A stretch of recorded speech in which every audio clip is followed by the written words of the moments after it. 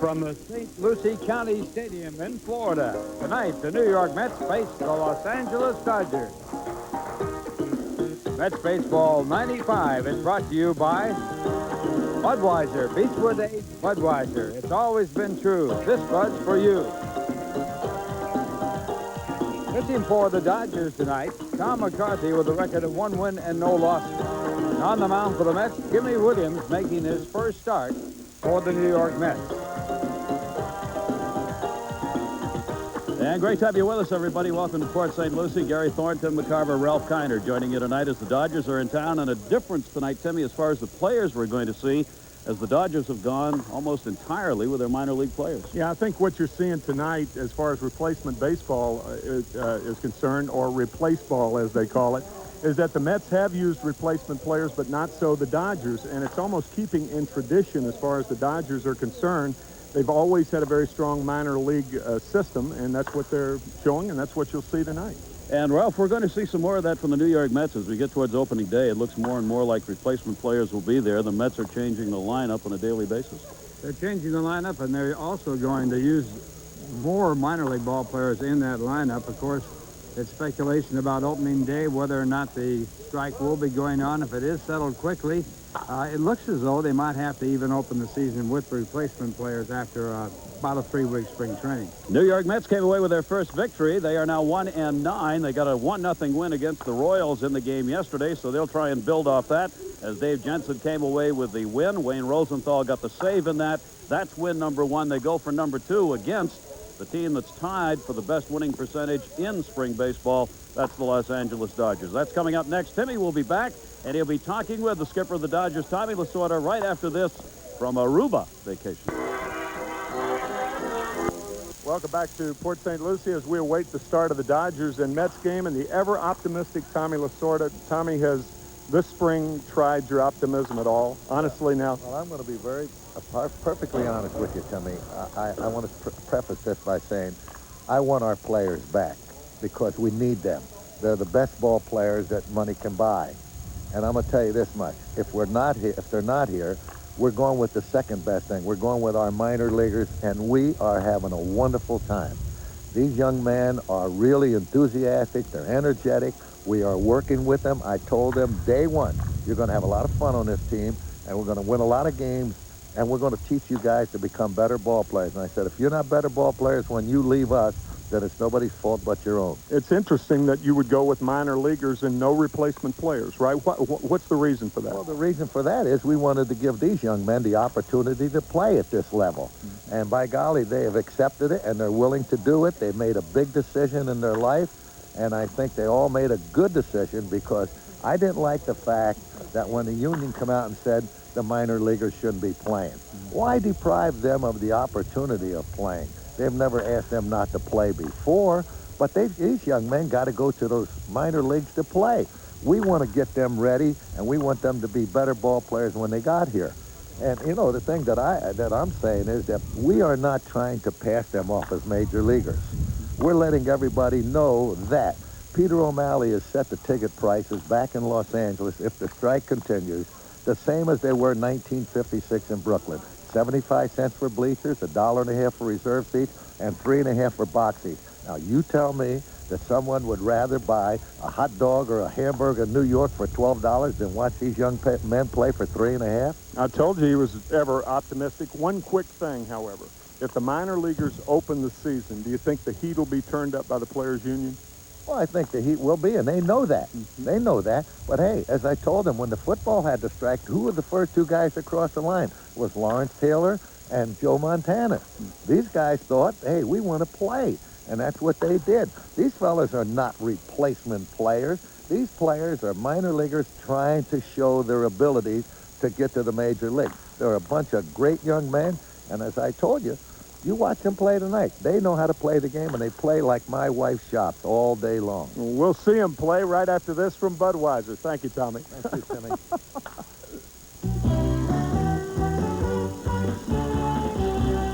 And welcome back as the Mets replacement players take the field here at Port St. Lucie, Florida, on a beautiful night for baseball. It is very warm, very comfortable. There's absolutely no breeze blowing here at the Port St. Lucie Stadium tonight, so ideal night for this night game here between these two teams, with the Dodgers coming in with a 9-3 mark for Dallas Green. The Mets winning one yesterday, their first of the season. They are now 1-9 on the year and continue to make some changes in their lineups, including the man who'll be on the mound tonight for the New York Mets.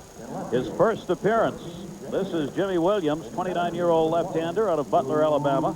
Been in the minor leagues for 11 years, originally with the Los Angeles Dodgers, the team that he will pitch against tonight. He was in Ottawa last year, where he put up those numbers. And he'll be working against this Dodger lineup. Chris Latham will lead it off. He'll be in center field. Latham in center field, batting second and playing second, Edwin Alessia. Batting third, the first baseman, Jay Kirkpatrick. Batting fourth and playing third base, Mike Busch. Batting fifth, the left fielder, James Martin. Batting sixth, the right fielder, Jonfer Landrum, Tito Landrum as he is known.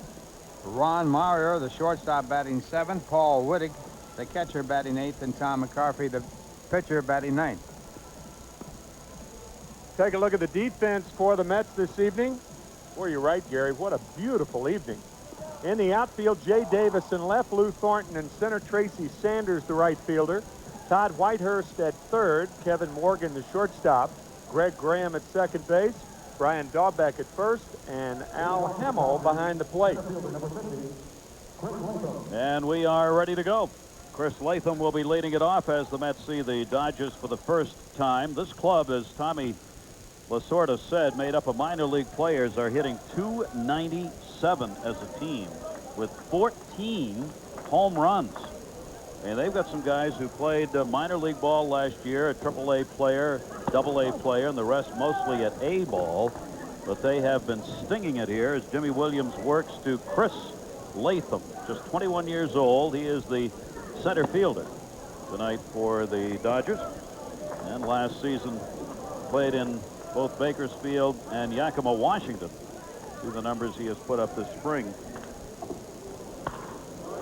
Slaps that one towards right. Tracy Sanders will come over to play it, and that about tells you where they're hitting. Latham's on with a leadoff single. Of all the games we have covered and seen, watching the Dodgers in batting practice had the best sounds I've heard this year. Huh? And usually the best sounds around the batting cage are very little sound. That nice little fresh click off the bat. They had a lot of that tonight. And here's one of the guys putting up some very fine numbers. 28 years old, 6-year minor league player, Edwin Alessia. Alessia out of Puerto Rico, where he played last year. Was in San Juan for 35 games last season, and Colorado Springs in '93. Had 6 years of minor league ball, and then last season in a season with a couple of clubs down in Puerto Rico. 0-1 the count. Williams. Speaking of Puerto Rico, that's where Jimmy Williams pitched this winter, his third winter season, his second consecutive stint in winter ball. The San Juan Puerto Rican Ball Club, as a matter of fact, won the Caribbean Series, and what a lineup they had. I mean, it was a major league team. As a matter of fact, Gary and Ralph, I was down to see that for 6 days down in Puerto Rico. And it was an awesome array of talent. They had Juan Gonzalez in left field, Bernie Williams in center, Ruben Sierra in right, Carlos Baerga at third, Ray Sanchez at short, Roberto Alomar at second base, Carmelo Martinez at first, and Carlos Delgado behind the plate. That's a nasty lineup. Would anybody take that team right now in the majors? In a second. In a heartbeat. And put them up against anybody. They could win. They could win with that lineup. That's right. Yeah, that's an outstanding team. Latham on at first base. The Dodgers have been running 6 stolen bases yesterday. You can bet Jimmy Williams, the left-hander, is well aware of that. 6 in one game for the Dodgers. They have 8 all season, but they got hot yesterday. Mets got hot yesterday, won their ball game. Over the Royals. Runners going. Hit and runs on to right. Sanders right at him. Got a chance for 2. Should be easy. Throw to first. Nice pickup made. And they turn 2. Kirkpatrick at first base had to Play a little one-hopper from Tracy Sanders, but Baubach, rather, at first base, got it in. Double play. Well, the line drive on the hit and run play sets it up for an easy double play, but the throw is a tough throw to handle, that half hop, which everybody knows is the most difficult.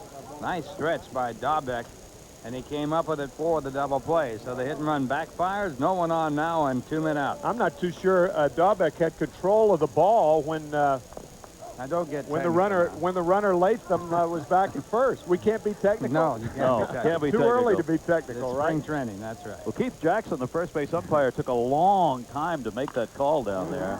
That one's a base hit by J. Kirkpatrick, the first baseman for the Dodgers.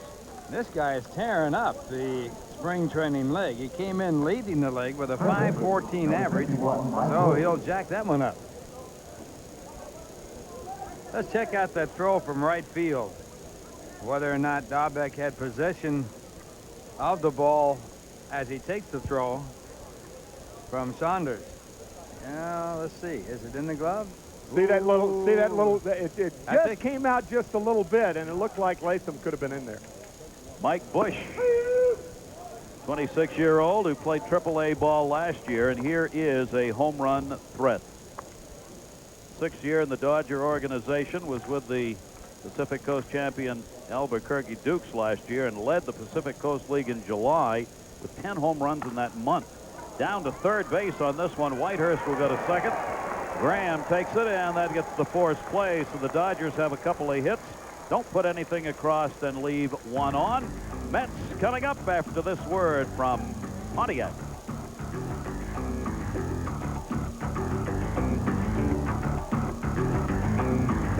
This is Tom McCarthy, 33-year-old, 16th pro season. He has been around a lot of clubs, and the New York Mets was one of them. The Mets lineup will be Lou Thornton, who will be leading off in center. Kevin Morgan will be playing shortstop, batting second. And Tracy Saunders, the right fielder, batting third. Batting fourth, the third baseman Todd Whitehurst. Batting fifth, the first baseman Brian Baubach. Batting sixth, the left fielder Jay Davis. Batting seventh, the catcher Al Hamill. The eighth batter, the second baseman Greg Graham. And Jimmy Williams, the pitcher, batting ninth. And Lou Thornton takes the big cut off Tom McCarthy's fastball. 1 strike count on him. Numbers being put up by Thornton, who's been in that leadoff spot, 214. 6 hits, and they have all been singles. A couple of RBIs for him. It's interesting that each pitcher in this ball game started with the other organization. It's a little added emphasis in this game for both of these guys. You always like to make the team that you left or let you go. Payback. Payback time, yeah. 2 ball, 1 strike count. Thornton over the shortstop's head, and the base hit the other way.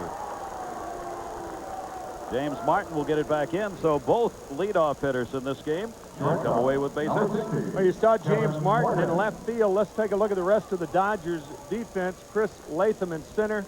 John Tito Landrum in right. Mike Busch at third base. Ron Maurer, the shortstop. Edwin Alessia, the second baseman. Jay Kirkpatrick at first, and Paul Wittig behind the plate. Well, McCarthy will work with a base runner on, and Kevin Morgan is making the start at shortstop. Is that right? Well, McCarthy holds him with Kirkpatrick covering at first. 1 for 15 thus far for Morgan. Each of these games, this is the 5th Morgan has played in. You will notice the Mets, a number of different players performing in these games. Runner goes, hit and run on, third baseman in, throws it into right field. As Busch threw it away, chance for Landrum at third.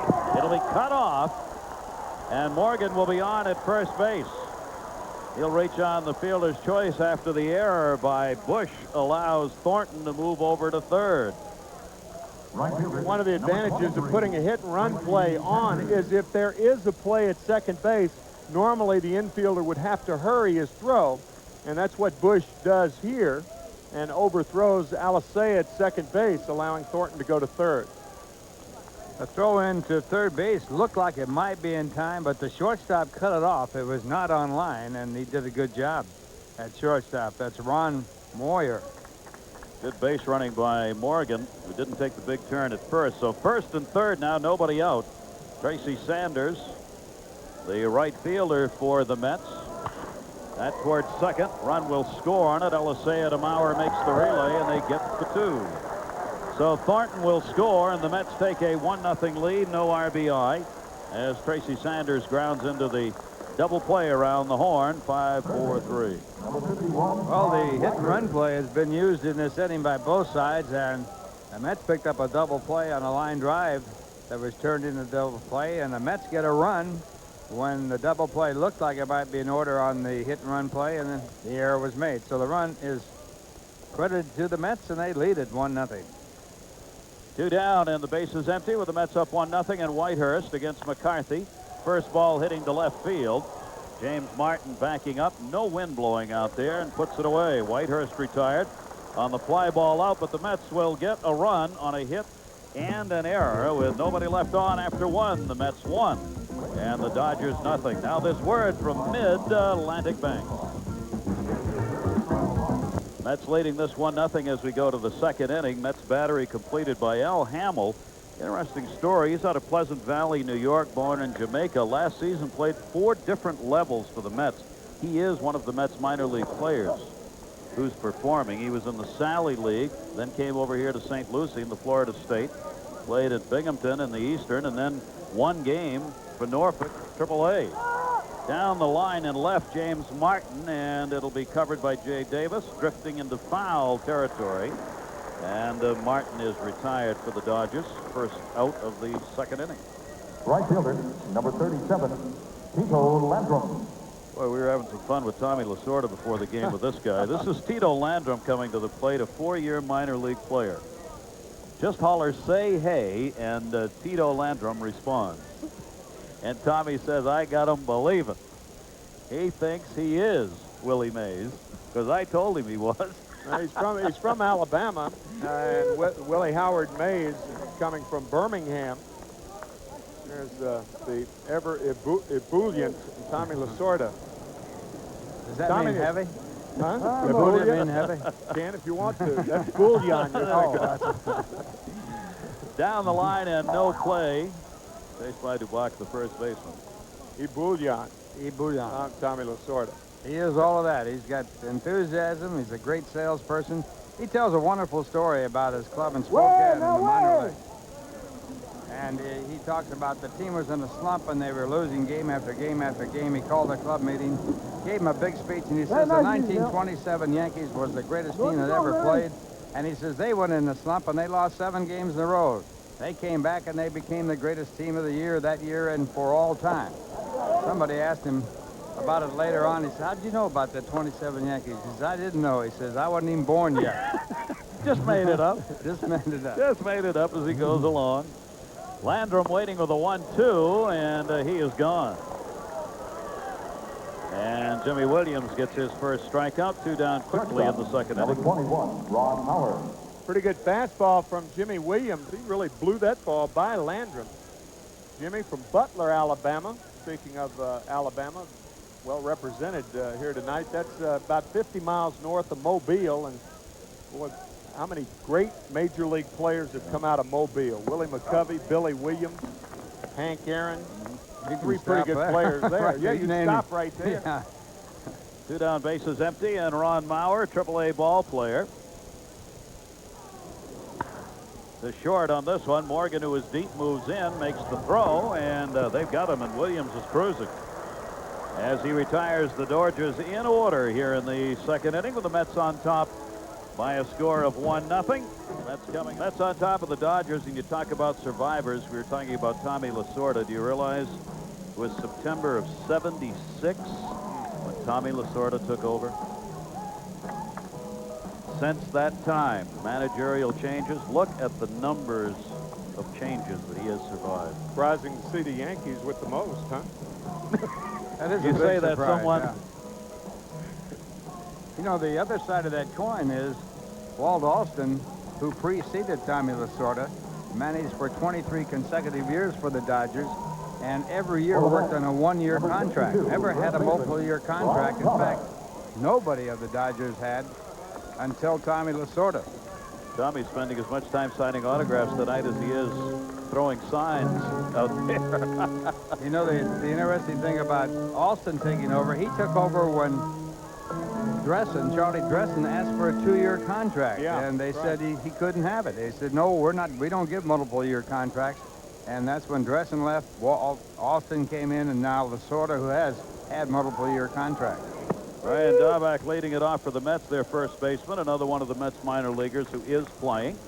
He was here last year at Port St. Lucie in the Florida State League, where he hit .273, 6 home runs, 74 RBIs for him. Look out, fouls that one right straight back. Charlie Dressen, quite a character in his own right as a manager of the Dodgers way back then. And Dressen was the guy that said when they were trailing by about 12 runs, hold them right there and I'll think of something. Give me a chance. Give me a chance. That's on top of this one, 1-0. Davis and Hamill to follow here. Chopper to short. Mauer. High throw on the bag, Kirkpatrick. And one down for the Mets in the second inning. Who's lasted the longest in the musical chair job of manager? Connie Mack.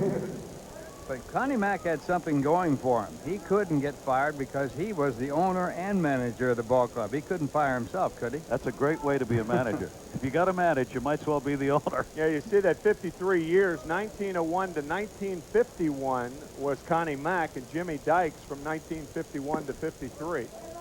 I think that's one record that will never be broken. 50 years as a manager. You either have to own the team or maybe have a little influence. Can't live that long. Foul back by Jay Davis. That might have been a sentence, not a... That sounds more like a sentence That's than right. something you're successful at, doesn't it? That's right. 53 years as a manager. 50 years as manager of the Philadelphia A's. I don't know. Sounds more like Papillon. Yeah, that's right. Tom McCarthy, the right-hander, misses up high with a fastball. 2 balls and 1 strike on Davis, who's put up some very good spring numbers for the replacement Mets. Mets have hit only 1 home run. Tracy Sanders has that home run. Compare that with the Dodger minor leaguers, who have 14 coming into this game. They have stung the ball.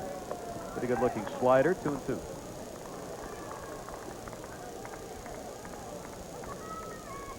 Jay Davis has a lot of experience at Wrigley Field, doesn't he? Yes.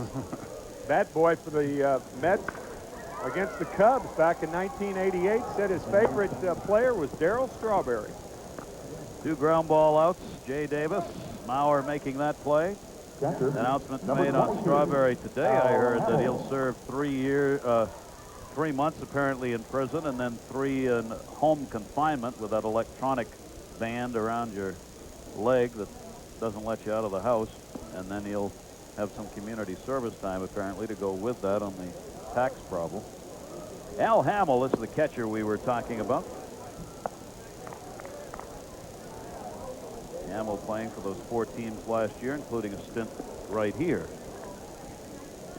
He is 23 years old. This will be his 4th year in the Met organization. 28th pick in '92.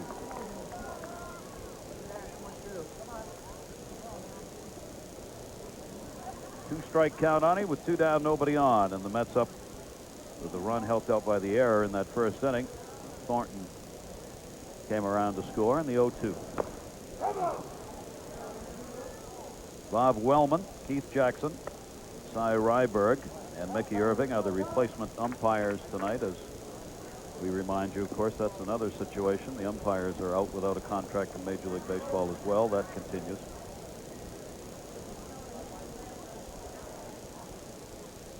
McCarthy, in his 3rd game for the Dodgers this season, comes 0-2, and he got him looking.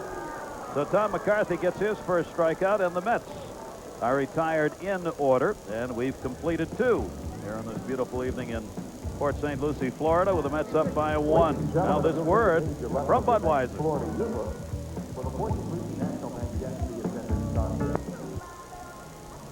Anybody remember Brooke Benton? Yeah, I do. Great singer. You bet he was. Think Twice, Moonlight in Vermont. Telegraph cables, they sing down the highway, Yes. traveling each bend in the road. Yes, he had one of those voices. Mercy. You're not going to forget about Margaret Whiting, are you? Not going to forget who? Margaret Whiting. No, I wouldn't forget Margaret. It's one of her great songs. It's been done as probably as much as any song, any vocal song around. Now, as a matter of fact, it's on the Duets 2 album Yes, with it is. Linda Ronstadt and Frank Sinatra. That's right. Down to third, Whitehurst is there as the jukebox continues. Paul Wittig is retired, the catcher. Whitehurst making the play. Ground ball outs being picked up by Jimmy Williams. One down in the third. Keep your rear end down. That's what they tell all the infielders. That pushes the hands out front. You got a pretty good look at that right there. Watch the hands. Rear end down. Hands are out. Good throw. Routine. I thought he was talking dust for a minute. Tom McCarthy, one down, nobody on. McCarthy's going to try and stretch this game out a bit and work some 4 or 5 innings, depending on how much he throws here tonight. Jimmy Williams throwing some pretty good seed, 0-2. Nice fastball. No negotiations in Major League Baseball today after the National Labor Relations Board came down against the owners on the decision yesterday, and apparently will go to court to seek an enforcement order. So there's nothing to report on that front today. 2 strikeouts picked up by Williams. McCarthy's gone. Jimmy Williams, 6'7", 232 pounds, and he had a little mustard on this one. He's throwing hard. He is one of the Mets minor league players now as a 6-year free agent signed by New York, making his first appearance for the Mets this replacement game. He's got 2 down, nobody on, and Chris Latham, who has picked up one of the 2 Dodger hits. Greg Pavlik's pitching coach. He'll be smiling a bit about the performance thus far by Jimmy Williams. Latham picked up a single in the first inning. He's had 5 hits in his last 7 at-bats for the Dodgers. 1-1. All the talk last week was that the owners and the players were going to meet either yesterday or today. They were in doubt as to where they would meet. I think Orlando was finally decided upon, but then the owners delayed things on the eve of the NLRB decision that you just talked about, Gary. If you're not talking, no chance. I know it sounds trite, but if you're not talking, there's no chance to get a deal done. That's why everybody's optimistic when at least the 2 sides are sitting down facing one another. It's kind of tough to get things settled, though, when you're not talking. Yep, they should be going back. Apparently, those meetings are still on in Florida, but unclear when they will rev those up again. It could be tomorrow. 2 for 2 for Chris Latham. He's on at first with the 3rd hit for the Dodgers. And Edwin Alicea, who hit into an unusual double play, 9-3, fly ball on the hit and run to right. Tracy Sanders made the play in right field back to first on the second half of the double play. Latham at first with a pretty good lead. And Williams has got an eye on him over there. Latham, I got to make, is it my eyes or is the print's getting smaller on these stat sheets? I'm not sure. He's got 1 stolen base. Things like that happen. Is this call? If I got to go see Ben Bonafide and get that line across my glasses, is it that time? Or Lord almighty, I can't hold these far enough away to read them. 1-0 the count, 2 down. Well, this is a minor league park. They always said the minor league park lights are not as good as they are in the major league. I appreciate the help. How to stick together.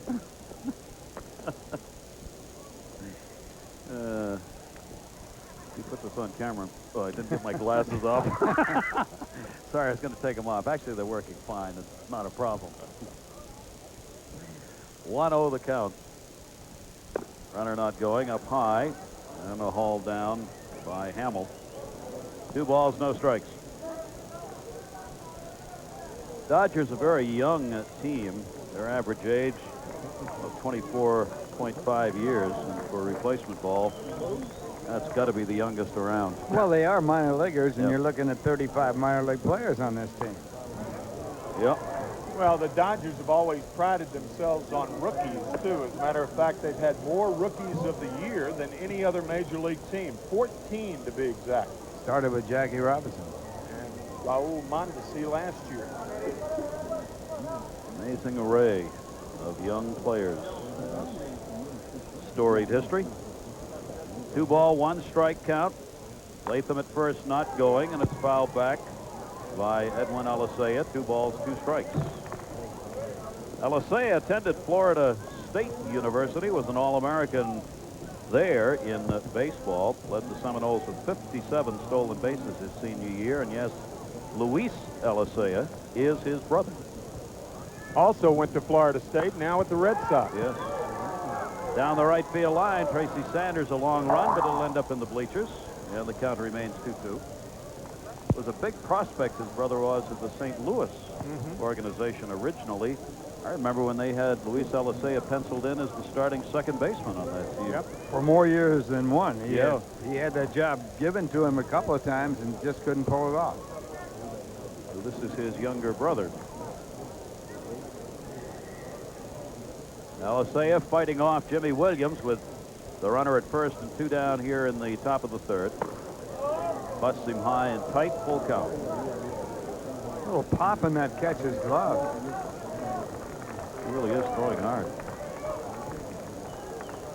Now that I look at Edwin Alicea, he looks just like Yes, his he brother. does. He really does. 3-2. 2 down, runner goes. First walk given up by Williams. First baseman, number 36, J. Kirkpatrick. First and second with 2 down. And Jay Kirkpatrick, the Dodger first baseman, will face Williams, who has a little meeting. Graham, the second baseman, moved over. Bach, the first baseman, and the catcher Hamill all came up.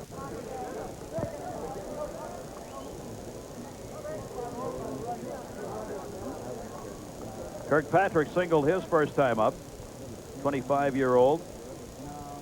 4 years of minor league experience, and he takes the strike.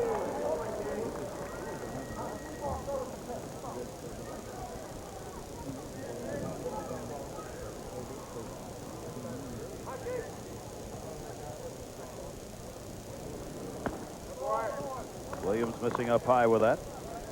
Kirkpatrick, both AAA and AA, but only 3 games at AAA with the San Antonio team in AA ball. He was 10th among Texas League batters at .296 and led first baseman in fielding percentage in the Texas League. He had a very good season of AA ball, and then at the end of it moved up to play 3 games at AAA. 5th year with the Dodgers this season. Tallahassee, Florida resident. He's had 20 hits this spring. He leads all of the hitters in spring training with his 20 hits. And a big guy, 6'4", 210. And a cut to go with it. 2-2.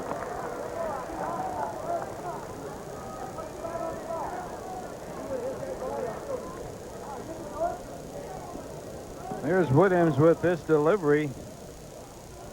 That's a fastball swing and a slider. Yeah, hard slider, and he didn't see the thing slide. That's one of the things about the slider that makes it so deceptive. It looks as it's about halfway to the plate like a fastball, and then the name coming from the fact that it slides over. So he's made a fastball swing on that, and the ball slides over the last part of the journey to the plate. 3-2, 2 down, 2 on. Runners go. Kirkpatrick is gone. Jimmy Williams with his 3rd strikeout gets out of that one with a walk and a base hit, putting 2 Dodgers on, but they are left stranded. And going to the bottom half of the 3rd, the Mets leading the Dodgers 1-0. Now here's a word from Suzuki.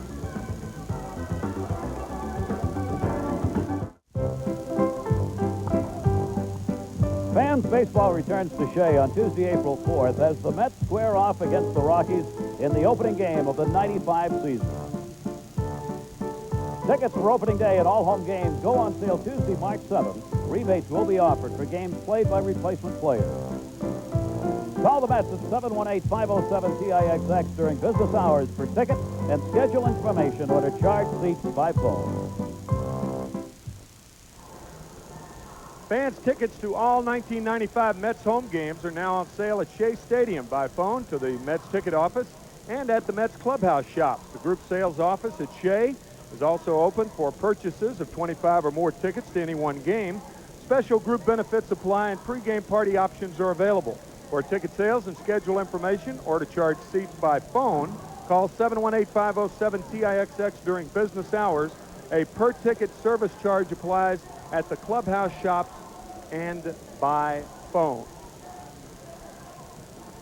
Gary Thorne, Ralph Kiner, and Tim McCarver, delighted to have you with us here in Port St. Lucie as the Mets go after their second win this replacement spring season and have a 1-0 lead. A run on one hit and a big error by the Dodgers, allowing the Mets to pick it up in the first inning. And no runs, 3 hits, and that one error up on the board for L.A. Greg Graham will lead it off for the Mets here in the bottom half of the third inning. 26-year-old who last season played both at Binghamton and in Norfolk. Divided it almost half and half between those two, one of the minor league players for the Mets.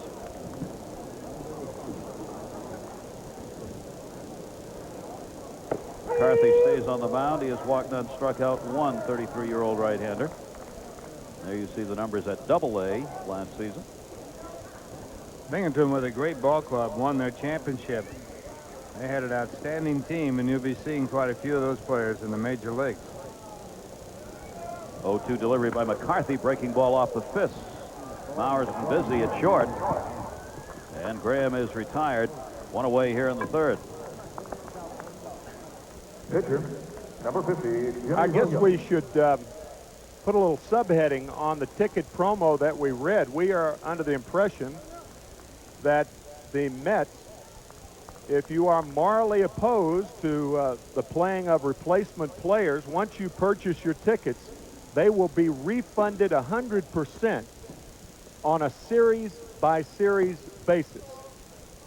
Yes, and you have time after the series to get your tickets in for the refund. There's a date set for each homestand when you have to have those tickets back in if you want a refund. Right, just in case the folks out there may be thinking, well, why buy your tickets now with the chances of replacement baseball? Well, there is a chance of replacement baseball for the whole season. And if you buy the tickets and you pay full price and you are opposed to it, then you are rebated the money on a 100% basis on a series-to-series basis. And also the prices will be lowered considerably, about 2/3. About 2/3, right. Jimmy Williams fouling that one back. One down, nobody on in the third. Williams getting his time at bat. He has walked one, struck out 3 in his first appearance for the Mets. Starting here, 1 ball, 2 strike count on him. Playing of pitchers who have good size. Williams has that 6'7", 232. McCarthy gets his second strikeout. And that one's on the call job, and there are 2 down here in the third inning. Center fielder, number 20. Mets have struggled at the plate, hitting just 183 with 1 home run as a team. That's why there has continued to be so many changes.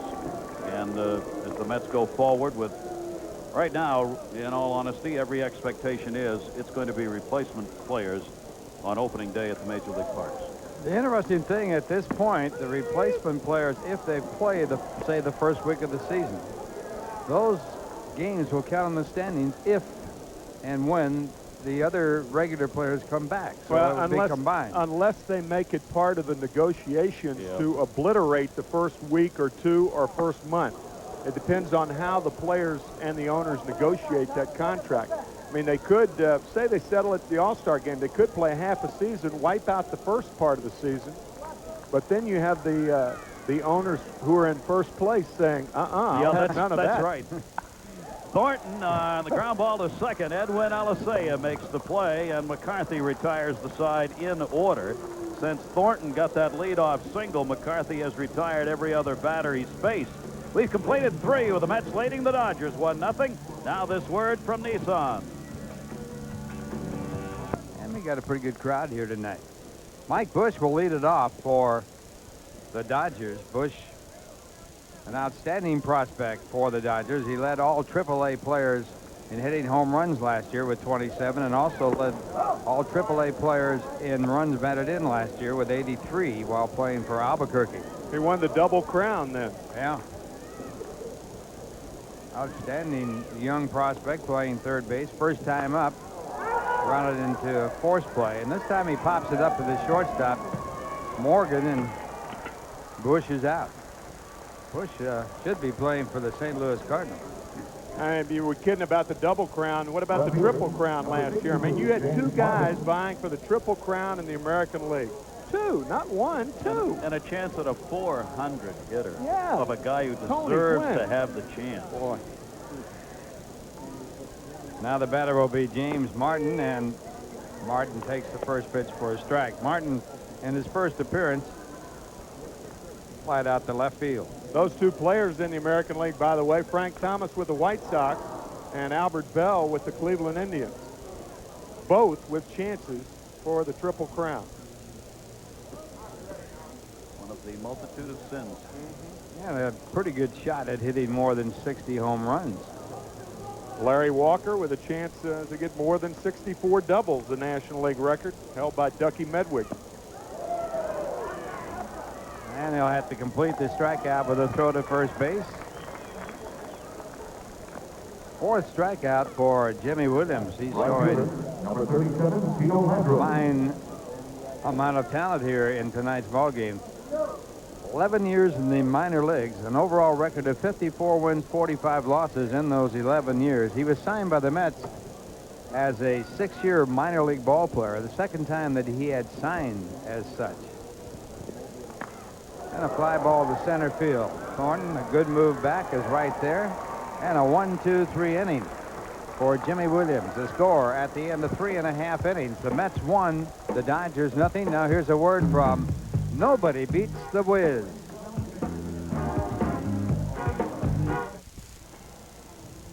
Lou Thornton, who came across in the first inning, still the only run up with the Mets on top 1-0. This game is brought to you by Nobody Beats the Wiz, Home Entertainment Center.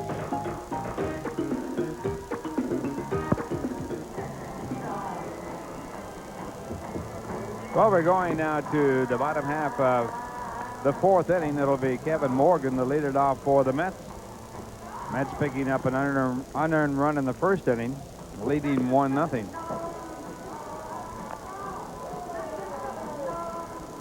Dallas Green sitting with Greg Pavlik, the pitching coach. Greg becoming the pitching coach last year when Mel Stottlemyre moved on to Houston. Mel Stottlemyre now the pitching coach for Terry Collins and the Houston Astros. Two ex-pitchers managing against one another tonight. Only 4 ex-pitchers in the major leagues that are managers now. Marcel Latchman with the California Angels and Phil Reagan of the Baltimore Orioles, the other two, besides Lasorda and Dallas Green. There you are, right there. The first pitch, a breaking ball for a called strike. The pitch back grounded foul. Take a look at Lasorda, Green, Latchman, and Reagan. Those are their major league records, and Phil Reagan, known as the Vulture, threw a spitter and a good one back in the 60s, 96 and 81, a deceptive record because he had a ton of saves and was a very formidable pitcher for the Chicago Cubs. You know, when you think about it, and I'm not trying to stereotype positions, but I guess in saying this I will, but pitchers are not good managerial candidates because their job is solely pitching. They rarely have a chance to get wrapped up in the other things of the game, like hitting and running, stealing a base, the pivot at second base, how to set yourself in the outfield to throw. Theirs is a singular profession, really.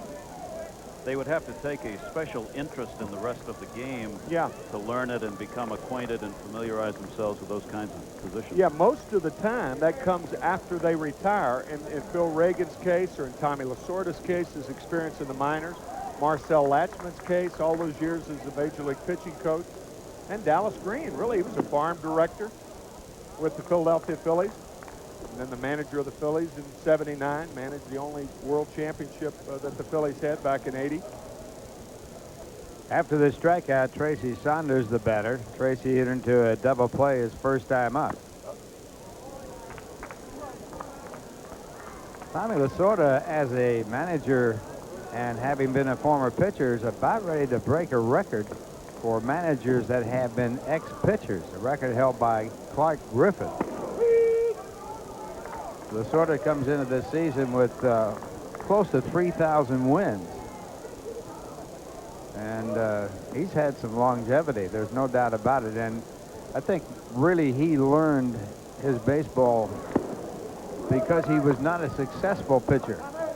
And he had to, I shouldn't say successful, I should say he was not a successful pitcher in the major leagues. He's an extremely successful pitcher in the minor leagues, mainly at Montreal. Won 129 games for the old Montreal Royals. And the thing about Lasorda, he said he made it possible for Koufax to be a Hall of Famer. How's that? He was going to either be kept or Koufax on the Dodgers when they were decided, and they let him go, so Koufax was able to pitch. So I think the Dodgers made the right move. that's questionable. Tommy does. If I only had a chance. Tommy Lasorda. Good curveball. I remember him vaguely. I think Sandy Koufax had the best 6 years, consecutive years, from 1961 through 1966 of any pitcher in the history of the game. Be hard to disprove that. He won the Cy Young Award 3 of those years, 63, 65, and 66. Should have won it one more time, but they only gave one out. Could have that. They only gave one out. That's exactly right. That's one for both leagues, and now they give one for each league, of course. And right there, McCarthy picks up a good swinging strikeout. His fourth strikeout of the ballgame. Here's our graphic. Clark Griffith, who ended up owning the Washington Senators, won more games as an ex-pitcher as a manager in the major league, just a few more than Tommy Lasorda, but Lasorda with a chance to pass him. Freddie Hutchison, of course, well known as the manager of the Cincinnati Reds for many, many years. A fairly volatile type personality. It used to be. And here's the ground ball hit the second. I'll get back to a story about Fred I think you'll enjoy, as the Mets are retired in order on the ground ball. And the score at the end of 4, the Mets won, the Dodgers nothing. Now here's a word from Gilden Paint.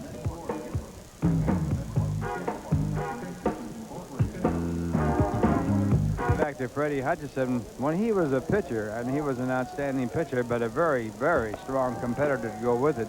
If he ever got knocked out of the box, he would leave the field and walk through the tunnel at Detroit. And the tunnel was a long tunnel to the clubhouse. And they had lights all the way down the tunnel. And after Freddie went through that tunnel, there wasn't one light left. It was a dark walk for the rest of the players. The next guy that went through there had to go through on his hands and knees. And nobody said a word about it. Nobody said a word. Nobody. One of the other good stories about Freddie was when Jerry Priddy was the second baseman on his ball club.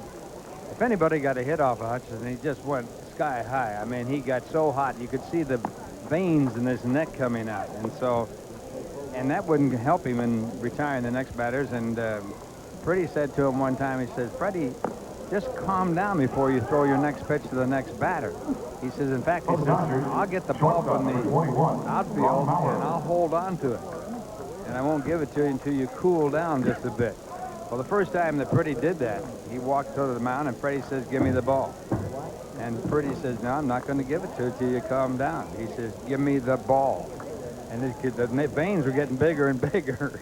And finally he said to Priddy, "If you don't give me that ball, I'm going to pinch your head off." And he gave him the ball. Yeah, wise choice. We were going to draw that conclusion. Yeah, I figured that, but then again, maybe he was stupid. I don't know.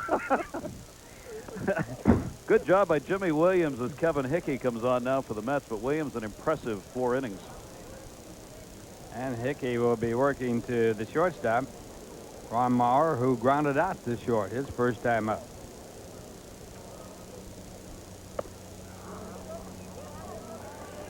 I was wondering where Jimmy Williams got that strong arm to go 4 innings in this game. I mean, he's been at the minor league camp, but they've only played inter-squad games. They'll start playing here on the 20th officially for minor league games, but nice job by Williams. Ended up with 4 strikeouts and allowed no runs on 3 hits as that pitch is fouled away and the count is 2-1.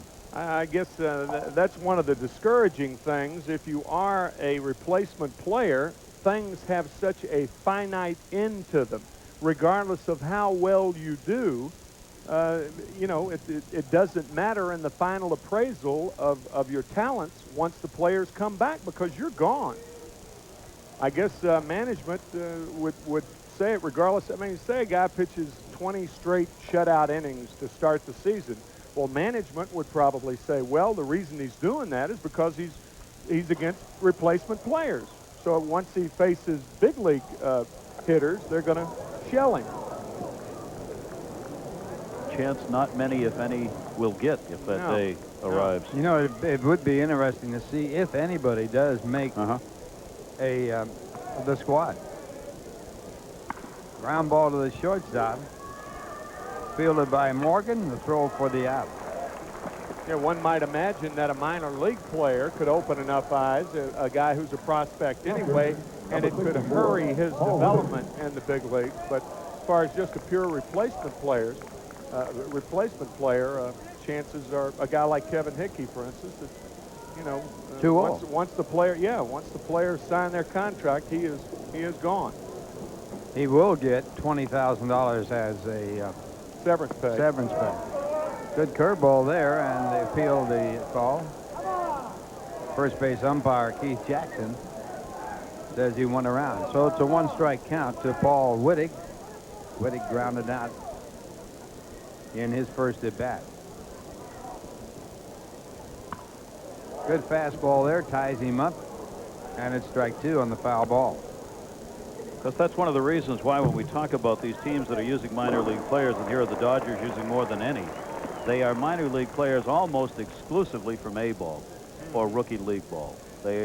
Every team continues to try and protect its prospects. Right.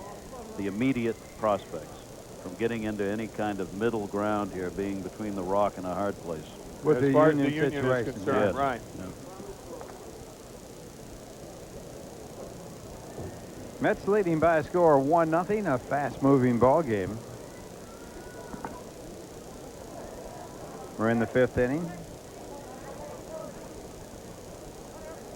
Our next ball game here on WWOR-TV will be Saturday, and the Mets will be playing the Cincinnati Reds, led by Davey Johnson's the official manager, but Ray Knight has been managing. Johnson got off to a poor start, so he said, Ray, you manage this club for a while.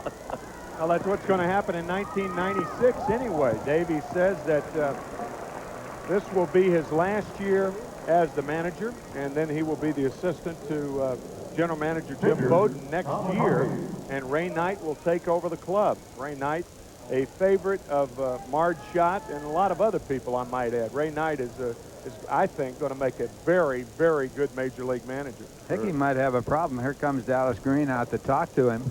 He does, Ralph. The catcher Hamill had gone out before the last batter to talk with him, and I'm not sure what that problem is, but it is something that Dallas Green's concerned enough with to get up and get the bullpen going. Nobody was throwing in the bullpen, but Kevin wants to stay. Well, you know, that is a problem that hasn't been chronicled that much, and that's injuries to older players who were replacement players. Doug Sisk with the Mets, think he's got a rotator cuff problem, and Kevin Hickey could have that, but let's face it, when you're older, your body breaks down quicker. That's why you go find another position, another way to make a living. You just, the body doesn't have it. And this pitch fouled away. McCarthy staying in the ballgame will work in the 5th inning as he is batting at this point. No action going in the bullpen for the Dodgers. Yeah, we're talking about Davy Johnson. He lost his first 5 games that they played, so he said, Ray, you run the ball club, and Ray went on a 6-game winning streak. He has been incredibly wonderful to Ray in that position. Yes, he has. I mean, from day one, he said, I'm just here until Ray takes over. I mean, Davy never even hesitated to say that. Ray's in a learning position at all times with him. He gives him as much responsibility as he can. I mean, Ray will, and I'm sure Ray would say it, will be forever indebted to Davy for whatever career he has as a major league manager. Of course, and I'm not trying to counter that comment, but by doing that, what you do is you take a lot of pressure off yourself, too. Well, a 1-2-3 inning for Kevin Hickey as he strikes out his 3rd batter. And as we go to the bottom half of the 5th inning, the Mets leading 1-0. And here's a word from Budweiser. Bottom of the 5th inning, and again, Hickey being checked out. There's action going in the bullpen for the Mets. This might be all for Hickey, who worked a very good 1-2-3 inning with a strikeout.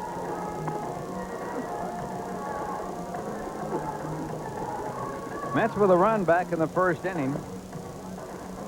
And leading 1-0. The batter here to lead it off for the Mets in the 5th inning will be Brian Baubach. Batting again for the Mets in his 2nd appearance, and again against Tom McCarthy, who started the game for the Dodgers. Dodgers with a record of 9-3, equaling the best record of the spring training season so far. For the Mets, first baseman, Brian Baubach. So Hickey looks like he's out of the ball game as he goes back into the clubhouse. As Baubach goes to the batter's box. Baubach grounded out the short his first time up.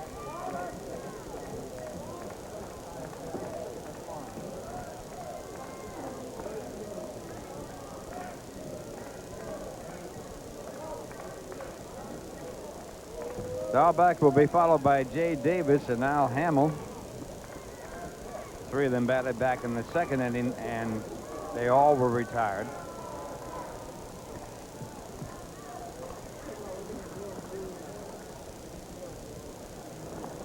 And McCarthy's first pitch hit on the ground to the 3rd baseman, Mike Busch.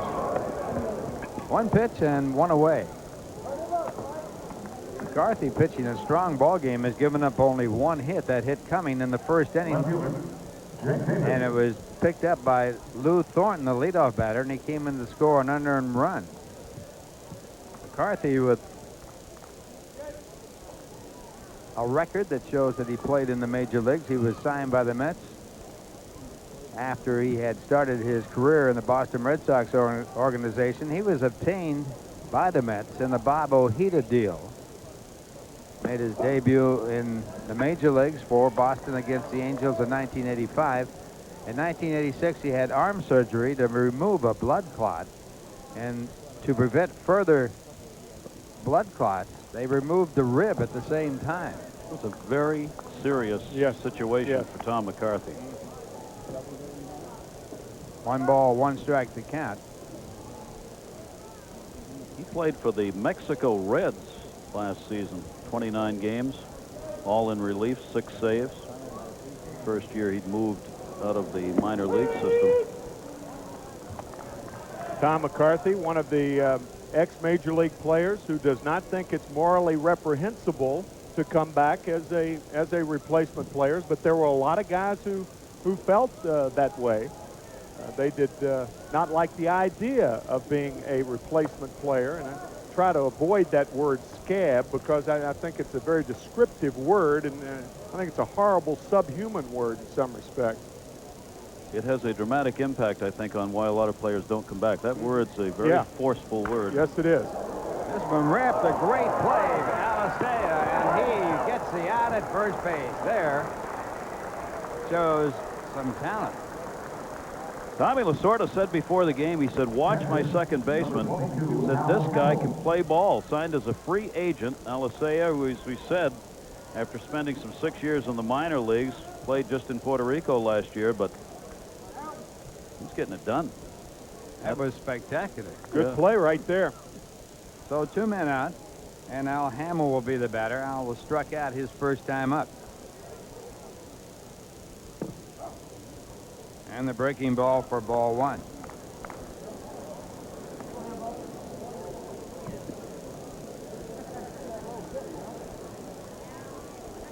McCarthy probably working his last inning. This one grounded foul down third base side.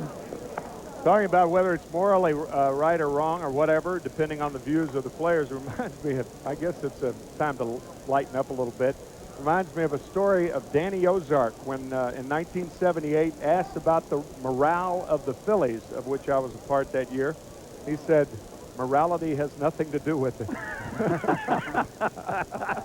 He was right on both counts.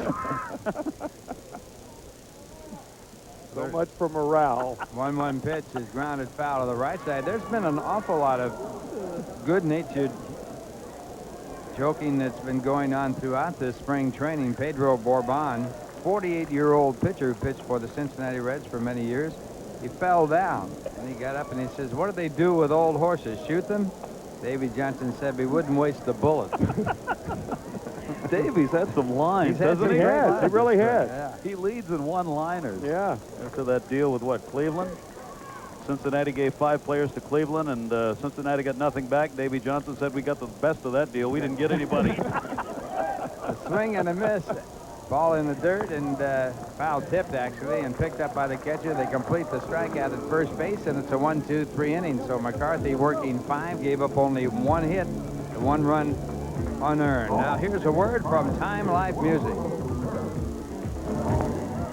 New pitcher for the Mets, Tony Sarno, will be taking over, as Kevin Hickey was taken out of the game after working just 1 inning. We don't have any report on why he was removed from the ball game. We suspect, of course, it was an injury. Center fielder, Chris Latham.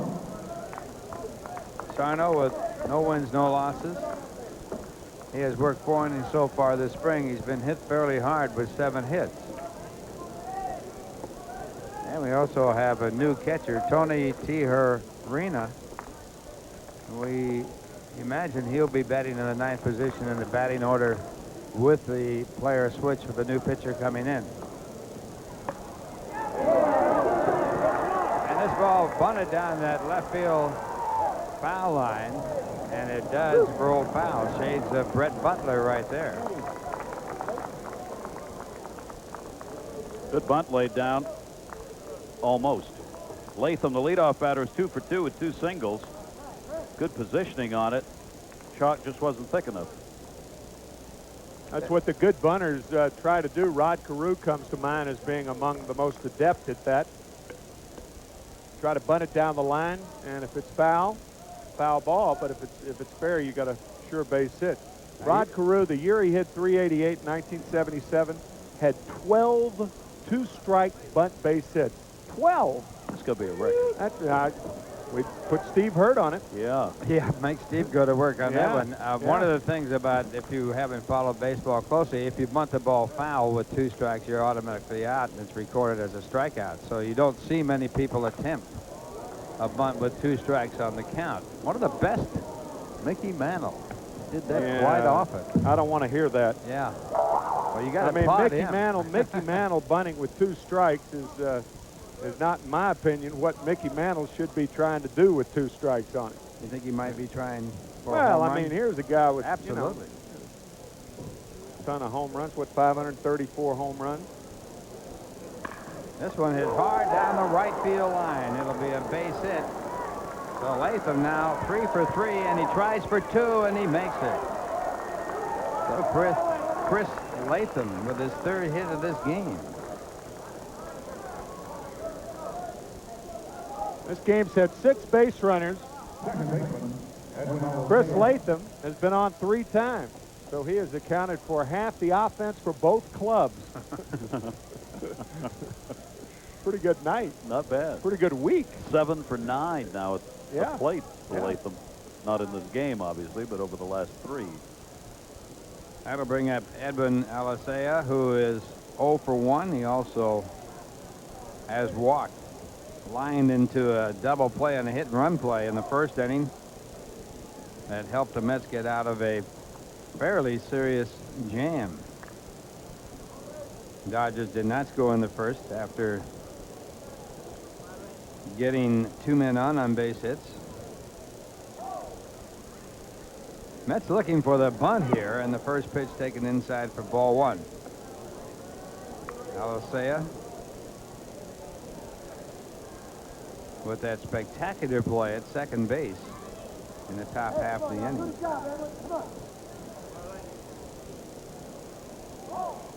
Again, the third baseman Todd Whitehurst looking for a bunt, as is the first baseman Brian Baubach. And there's a strike. No indication at all by Alicea as to even thinking about a bunt. Joe Malfitano coaching at third for the Dodgers, relaying the signs from Tommy Lasorda. Leadoff double for the Dodgers. That puts the potential time run at second base with no one out in the 6th inning. And this one pulled to right. It'll probably move the runner. Runner tagged up at second doesn't go, and that strong throw by Saunders cut off in the infield. We've seen some outstanding throwing in the outfield. And he's one of them, Ralph. The other day he made a throw to third base. It was an outstanding toss. And I guess it's worth repeating that usually in spring training, an outfielder's arm is the last thing to get into shape. And the reason for that is the distance that they have to throw effectively. Now the batter will be Jay Kirkpatrick, who is 1 for 2, and he leads all the spring training hitters in hitting. Came in with an average of .514. And with his 1 for 2, that average has dropped. Curveball, and he takes a strike. That's when you know you're going good. When you go 1 for 2 and your average drops, you're going great. Kevin Hickey had a strained groin, we are told, by the all-knowing, all-seeing, all-powerful Jay Horowitz. Not serious. 1 strike to count. Of course, Jay didn't have the strained groin, so of course it wasn't serious to him. And a ground ball to the first base side, picked off by Baubach, and the throw to the pitcher covering in time for the out. Moving to third is Latham, so a runner at third with 2 men out. You've heard of the neighborhood play at second base when a second baseman makes the pivot. This is a neighborhood play at first base when the pitcher tries to tag the bag. Watch this little brush with success. He's looking for like a kid with his hand in a cookie jar. Looking at the first base umpire, Keith Jackson was Tony Sarno. Joffrey Ballet may be interested in. Yeah, that's right. That's a pretty good slide over there. Now Mike Busch, the batter. Mike 0 for 2. And the first pitch is strike. You're talking about Jay. The injury wasn't on Jay, but it reminds me of the definition of a minor operation. That's when it's on somebody else. That's right. If it's on you, it's always major. 1 strike to count to Mike Busch. Very strong hitter.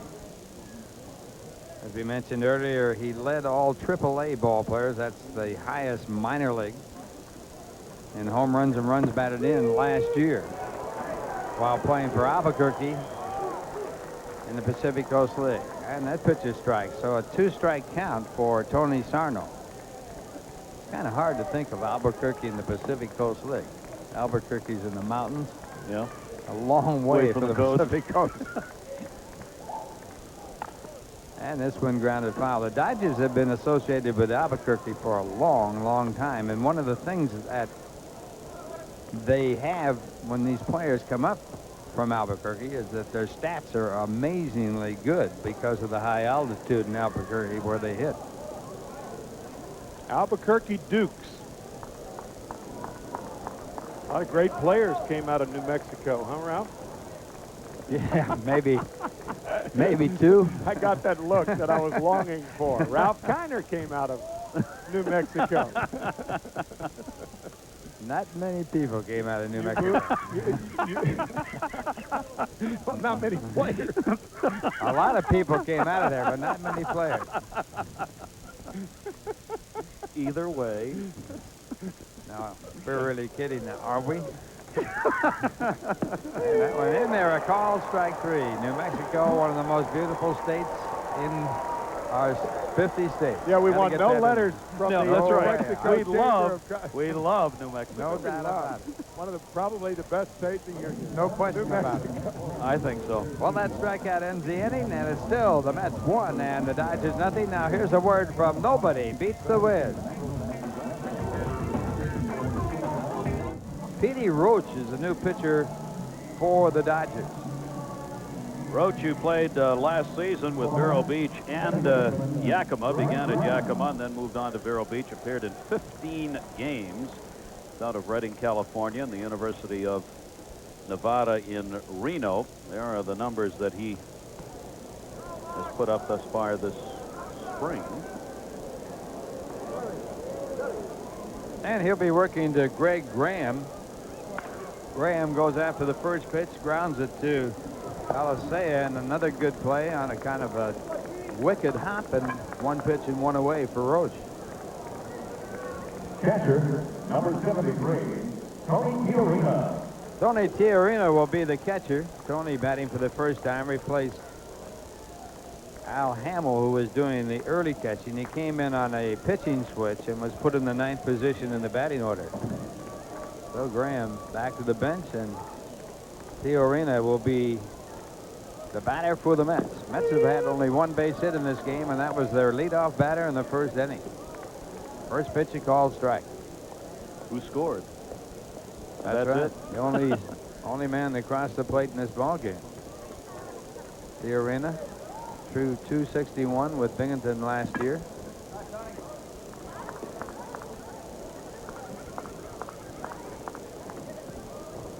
Mets will play the Dodgers next Sunday in Vero Beach, and we'll be broadcasting that game. Holman Stadium. Holman Stadium. About 45 miles up the road, right past Fort Smith from here in Fort St. Lucie. Dodgers did their spring training in Vero Beach in 1958, and everybody in California was up in arms. And the ground ball for Tiarina, and the Mets get their second hit of the game. They were not in at Vero Beach until 58, is that right? Well, the spring of 58 when they moved out to L.A. And that was their first year at First year at Vero Beach, right? and everybody said, how can you train in Florida when you have a team in California? Yeah.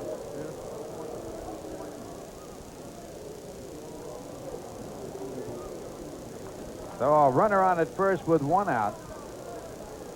And we go to the top of the batting order, and Lou Thornton will be batting for the third time. He has the Mets' other hit, leading off in the first inning, has scored the only run of the game. And a breaking ball by Roach for a called strike.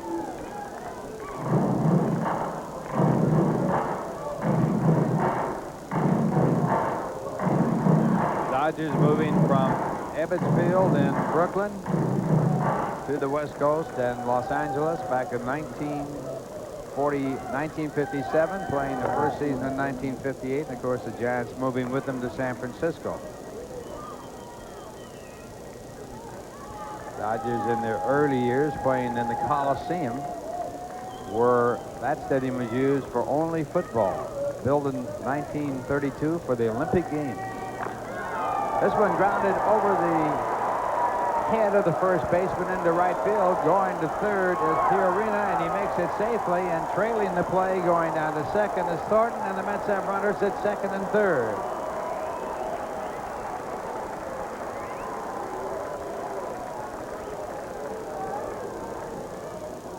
Infield alignment a lot of times will dictate whether a hitter will get a hit or not. For instance, had the first baseman not been holding the runner on, that's an easy out. But because he was, the high chopper's over the head of the first baseman. Tiarina with good base running moves to third, and Thornton to second. Fast man for a catcher. Runs well for a catcher, right? Now the infield playing in for a play at the plate as Kevin Morgan bats for the third time. He's 0 for 2. Mets leading 1-0. Chance to pick up a couple more. And that pitch, ball 1.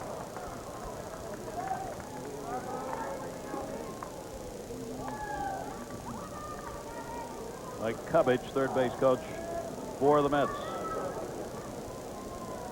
Big Frank Howard over at first. You just about have to say Big Frank Howard, don't you? Fits perfect. 6'8". What a hitter he was. Rookie of the Year for the Dodgers in 1960. And that pitch taken for ball 2. 2 balls and no strikes. I remember when he came up to the Dodgers, heralded as one of the budding stars, a great basketball player at Ohio State. Played with Jerry Lucas and John Havlicek, Ohio State in the late 50s.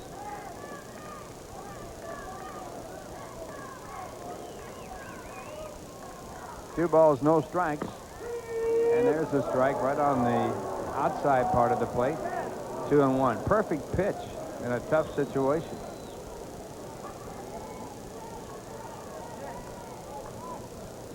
There are still seats painted at RFK Stadium in Washington, D.C., where Frank Howard hit baseballs into the upper deck. With your eyes, how'd you see him? I walked up. Oh, you went out to inspect them. They told you about the it. choice You went that over I there have. to They see. said it's painted. I said, "I'll go look." Now it's 2-2 on the foul ball. I used to go watch him play when the Senators were still there in Washington. He hit some monstrous home runs. 2 balls, 2 strikes. Fan favorite then and now. And it's ball 3, so a full count. He hit some rocket shots in Dodger Stadium.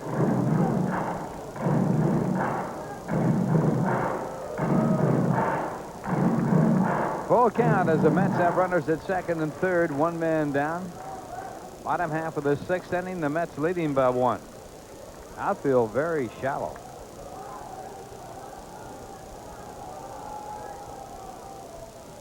Full count. And it's a attempted squeeze play. The ball is dropped by the catcher and a run will score. So on the pitch, it's ball 4. The Mets put the squeeze on. It didn't work, but the catcher helped them out as he blocked the ball out in front of the plate and too far to pick it up and come back and make the tag. You've heard that line, what's wrong with this picture? Everything. Everything. Everything. I mean, done an attempted bunt on a 3-2 count. The catcher coming out, almost interference had he been swinging. Of course, if you're bunting, here's the runner at third. Not only attempting to score, it looked like Kevin Morgan kicked the ball. He thought he had gone after it. Yeah, or the ball may have hit off the mask. I think the catcher kicked the ball. I think Paul Wittig kicked the ball inadvertently, allowing Tiarina to score. Watch Paul Wittig, the catcher. Now it's kicked back and now, hey, skate save, Gary. Thick save and a beauty. Let's call this one, Gary. This is right up your alley. And Tommy argued, but the first base umpire said he did not go after that pitch. But boy, it sure looked like he was. I mean, it was a squeeze play. Yeah, but I thought he drew the bat back. I really did. Yeah, I did. I thought he drew the bat back, but then he kicked the ball back to the catcher. The catcher kicked it in front of. Everybody made a mistake.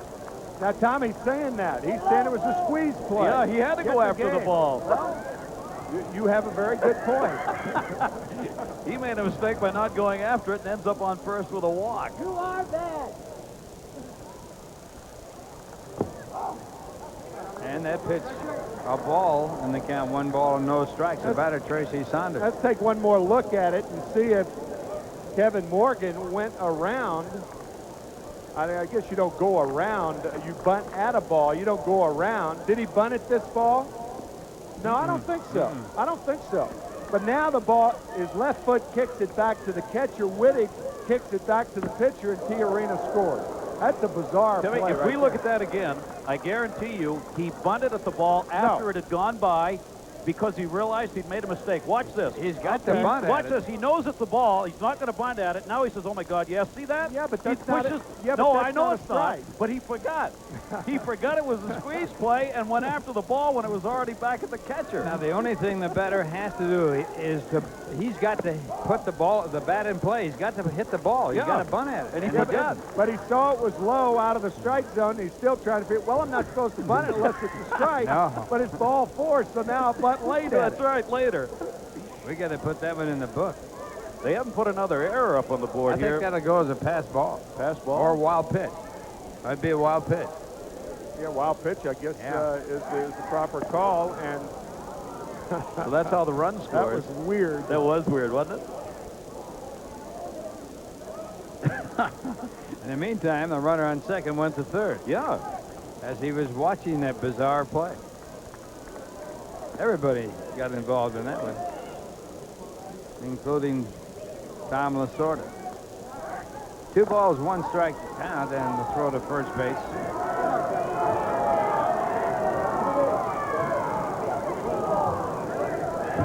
Saunders in this game 0 for 2, struck out his last time up, batting for the first time against Petey Roach. That's now leading 2-0.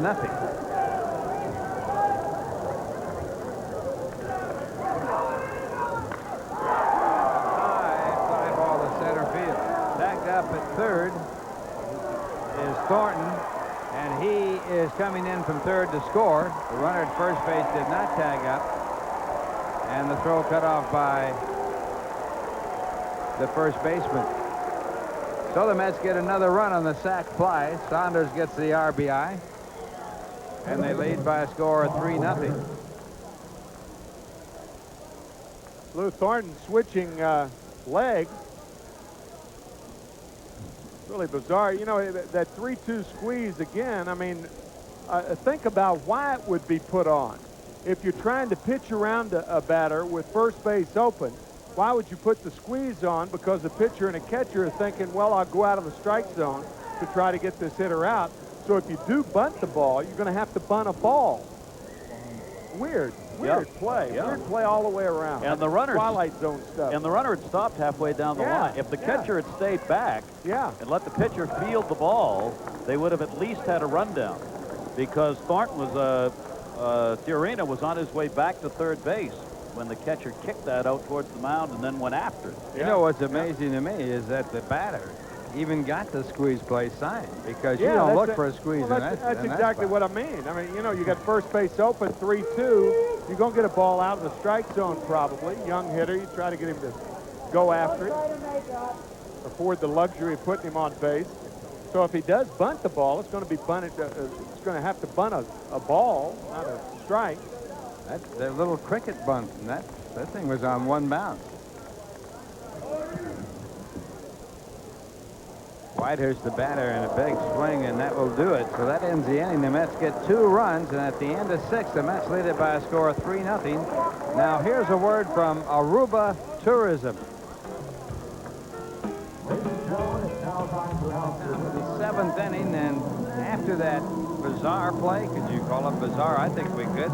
Here comes in a man who you could categorize as being technically bizarre. Tim McCarthy. I'm going home now. Thanks a lot, Ralph. You're welcome. Top of the 7th, 3-3-0 for the Mets, 0-4-1 for the Dodgers. I loved how you put that. You said I was technically bizarre. Not bizarre, just technically bizarre. Not officially. Not officially. Not official. Reggie Smith, by the way, is trying to clear up that confusing aborted squeeze play. When Kevin Morgan held the bat back, he bunted at it late, as Gary pointed out. The runner, Tiarena, had stopped between home and third. Morgan kicked the ball back to the catcher, Wittig. Wittig kicked the ball toward the pitcher, Roach, and Tiarena scored. And this sounds more and more like an Abbott and Costello routine, doesn't it? Wow. Herm Winningham replacing Lou Thornton in center field. Thornton with a good night. Lou was 2 for 3 with 2 runs scored and a strike to James Martin, leading off the 7th inning. There's Lou sitting next to Sam McCrary. Popped up in the infield. Whitehurst over, and now it's Morgan who makes the play. 1 out here in the 7th.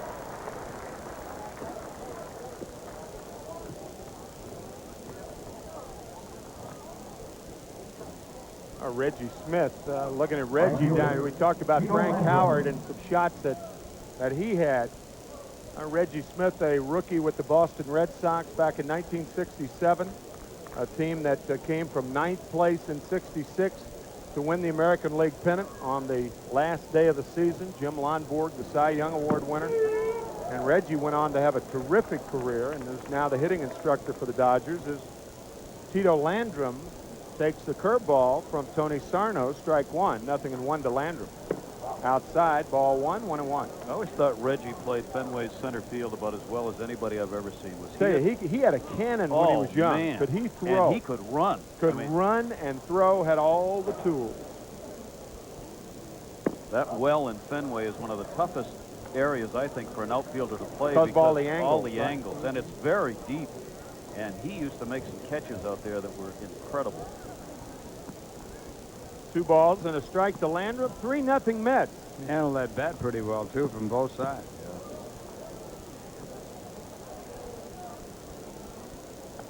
Talk about replacement players. Tommy Lasorda talking to me before the game, and Reggie Smith, too, as this one is hammered down the left field line, a high curveball. Landrum will have a double, and the Dodgers have a 1-out base runner here in the 7th inning with the Mets on top 3-0. We talked about replacement players. Tommy Lasorda talking about replacement knees, his left knee being bad enough to where he's thinking about a replacement. And Reggie Smith, the same thing. Left knee giving him problems. Bobby Cox, the manager of the Atlanta Braves, had both knees replaced winter before last.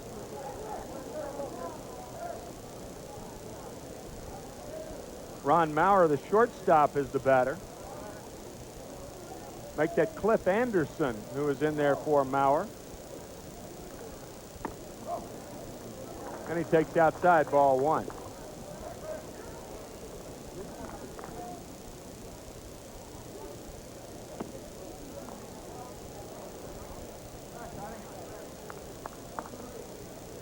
We'll be back on the air at 2 o'clock on Saturday. Davey Johnson and the Cincinnati Reds come to the Thomas J. White Sports Complex here in Port St. Lucie. How many ball players are out of Kodiak, Alaska? Not many. This one is. Still lives there. Yeah, sometimes you will see an Army brat or somebody born in Europe or in Alaska, someplace like that, and grow up in the States, contiguous states. Fly ball to left center over is Jay Davis. 2 outs.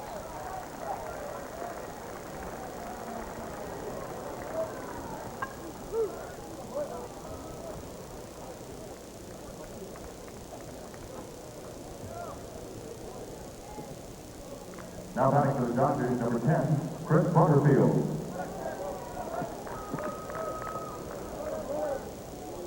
Gino Morones is the, says Chris Butterfield on the scoreboard. It had Gino Moroni, so it's Chris Butterfield. Chris, don't call me Gino Butterfield. Yes.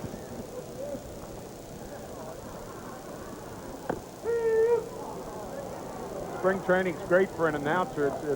It's really a lot of fun in the late innings for an announcer with replacement players. Yum. That's why we flipped for the last 3. That's right. The You loser didn't gets win. Odd man out. 0-1 to Chris Butterfield.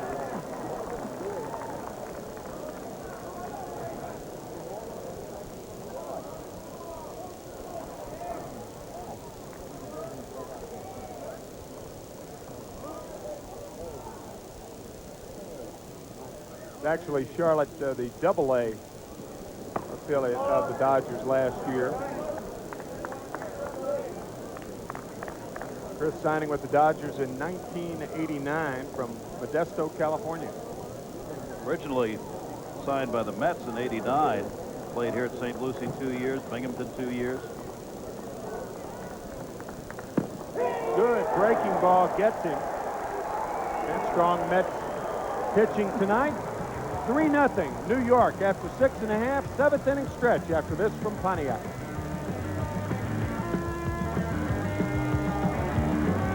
Folks, it is great to be known. One of the great things about broadcasting, everybody knows your name.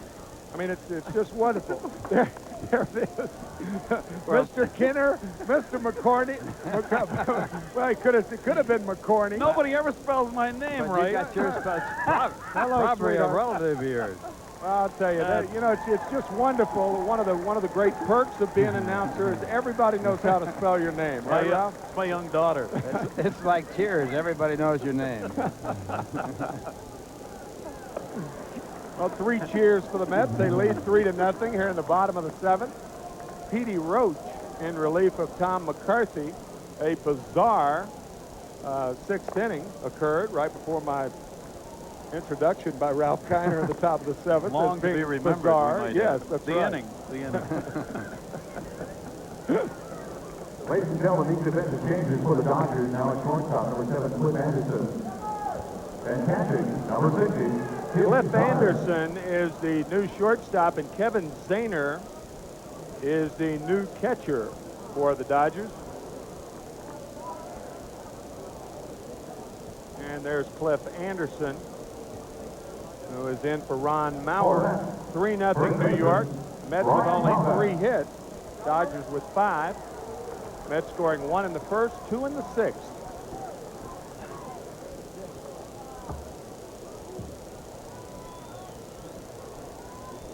Brian Baubach will lead it off for the Mets here in the bottom of the 7th.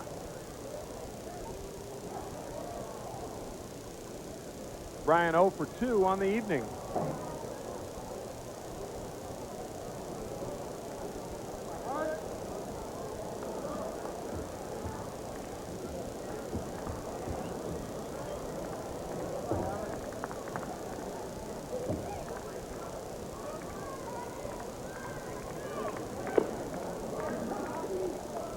Very few guys, you see the left-hander, Petey Roach. That is his actual name.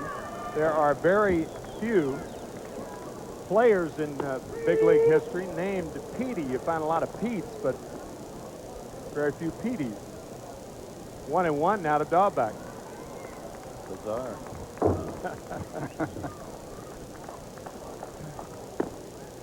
2 balls and a strike to Baubach. He used to be a first baseman when he came up with the San Francisco Giants. Dodgers converted him to a pitcher last year. That's even more odd, because usually if you sign a first baseman, he doesn't have a good arm, and to have a first baseman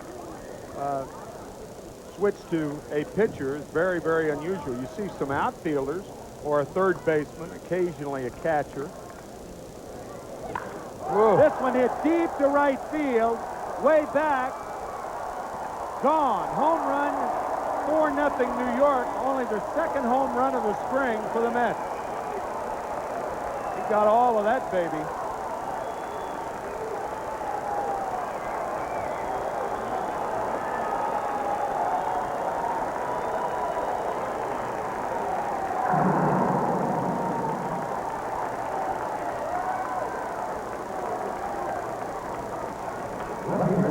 Sanders, the only other home run coming into this game for the Mets.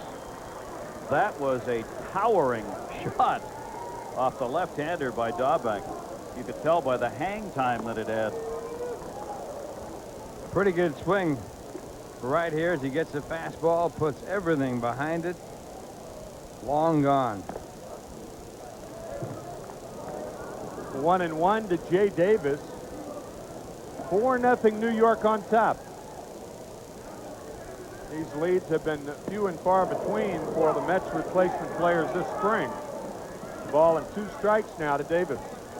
Replacement ball certainly has one thing in common with the regular games. Just when you think you got it, looking at the paper in these 2 teams, it goes just the other way. Yeah, we were talking about it earlier, saying the Dodgers in batting practice tonight, I mean, they had some thumpers down there, some big guys who hit the ball a long way. Yet Mets pitchers have done very well in holding down the Dodgers this evening as Jay Davis goes down on strikes. Marcus Lawton will be the pinch hitter for Tony Sarno.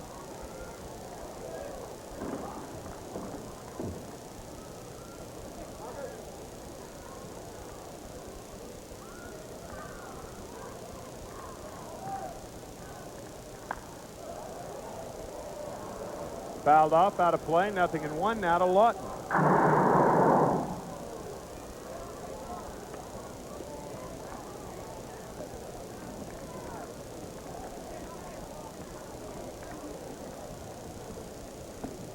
Lawton batting .083 on the spring. He's 1 for 12.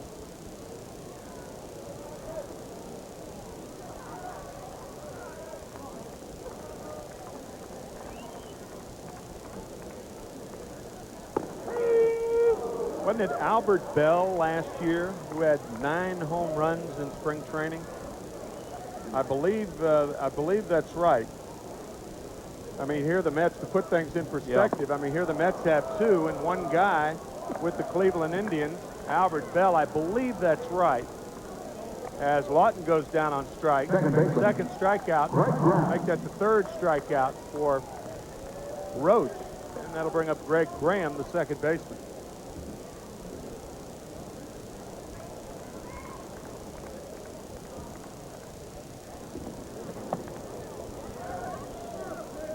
High, ball 1 to Greg, who is 0 for 2. He's grounded out a couple of times.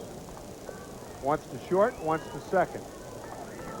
Inside, ball 2, 2-0 to Graham.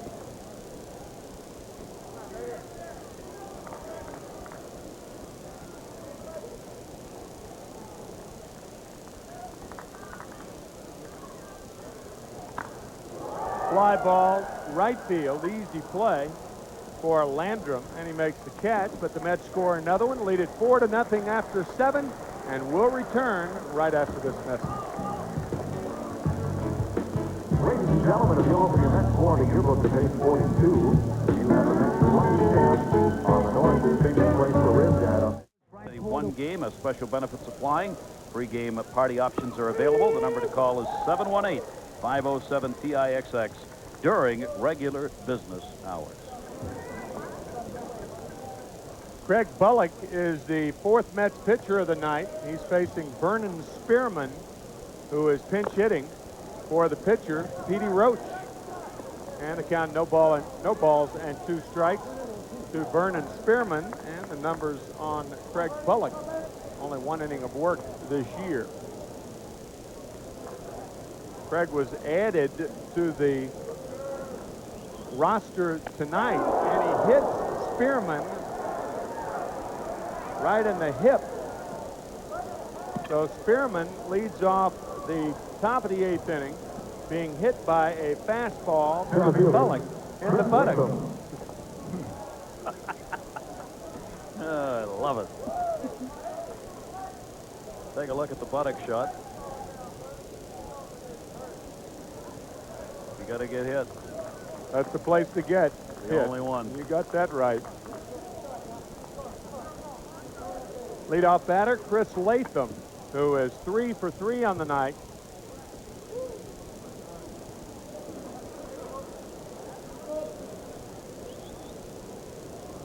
Four nothing New York, top of the 8th inning. The Mets trying to win their 2nd game of the spring. They entered tonight's play with the worst record in spring training, 1-9. But then again, Baltimore hasn't won a game. And the chances of them winning a game remote, since the owner of the Orioles, Peter Angelos, has announced that he will not field replacement players. The other oddity, the Toronto Blue Jays will be playing, if the season opens, with replacement players. They will open the season in Dunedin, Florida, their spring training site.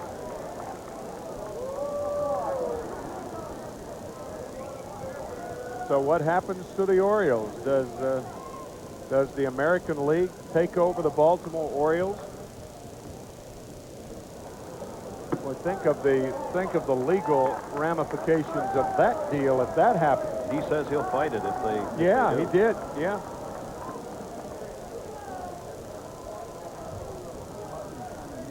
So a walk issued to Chris Latham. Latham's been on 4 times tonight, and Greg Pavlik, the pitching coach.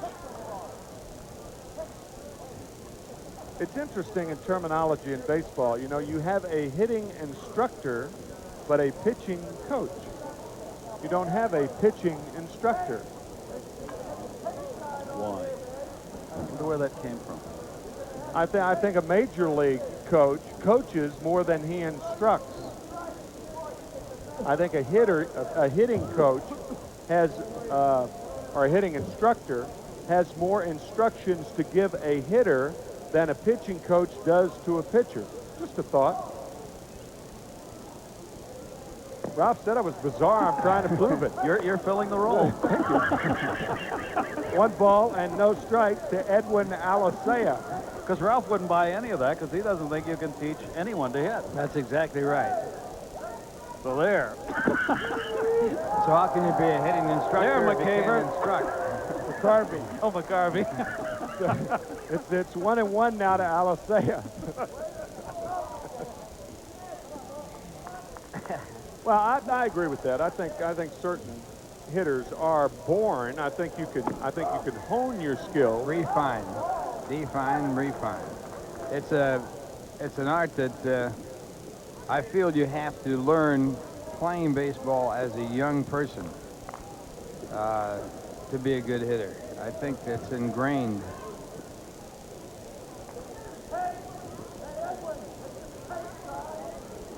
Two balls and a strike to Alicea. Popped up.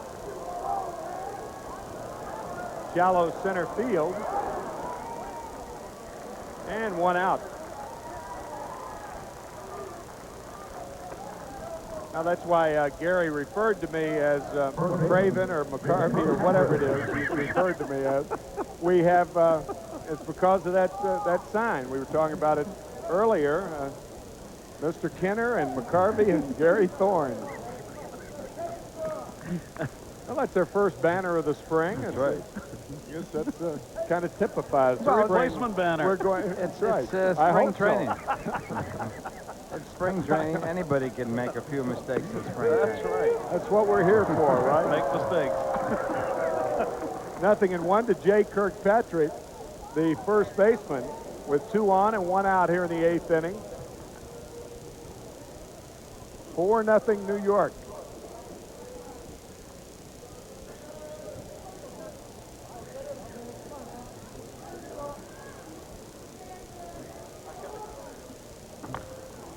Ground ball towards second. It could be 2. And is. Nicely done by the Mets. So after the first 2 Dodgers got on, Bullock comes back and retires the Dodgers without a run. Still 4-0 New York. Middle of the 8th. We're back after this from Mid-Atlantic Bank. Tony Tiarina will lead it off for the Mets, and the Dodgers have a new pitcher, Rafael Montalvo. He will be the 3rd pitcher used in this game, with McCarthy going 5, Petey Roach coming on for a couple of innings and giving up 3 runs. And we will see from Puerto Rico, a man who has been around pro ball since 1980. He had pitched at the major league level for Houston back in 1986, 1 game. Imagine that at the major league level. That's all he ever got in all those years. The last 3 years, he has played in San Juan.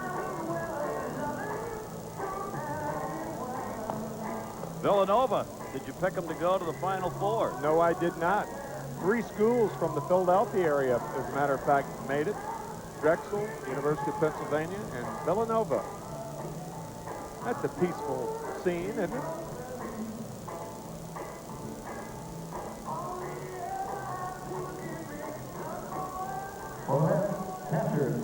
Rafael Montalvo from Rio Piedras, Puerto Rico, and the name that comes to mind, a fellow who is from there, actually 2 guys, Felix Millan, ex-Met second baseman, and Jose Oquendo, now with the Cardinals, signing originally with the Mets. Rio Piedras, a suburb of San Juan.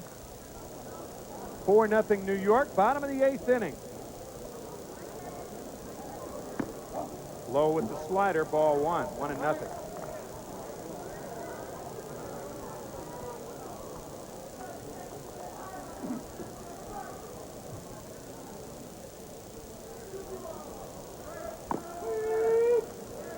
Fastball strike, 1-1 to Tiarina, who singled in his only plate appearance. He eventually scored on that bizarre aborted squeeze play with the count 3-2 on Kevin Morgan.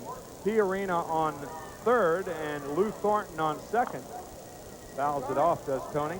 1-2. Tiarina broke for home. The count 3-2 on Morgan. Morgan had the bat out like he was going to squeeze. He drew the bat back. He bunted late at the ball. The ball hit off his foot, and it hit the catcher, Paul Wittig, and ended up about halfway between home and the pitcher's mound, and Tiarina walked home.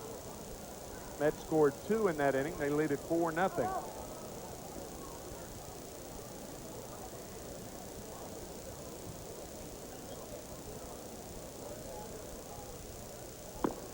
Slider gets him. That was a good one right there. Pitchers try to throw that slider to tie up left-handed hitters. 1 out here in the 8th inning. Center fielder, number 3, Herm Winningham. This copyrighted telecast is authorized under television rights granted by Sterling AA Enterprises LP solely for the entertainment of our audience. Any publication, reproduction, or use of pictures, descriptions, and accounts of this game without the express written consent of Sterling AA Enterprises LP is prohibited.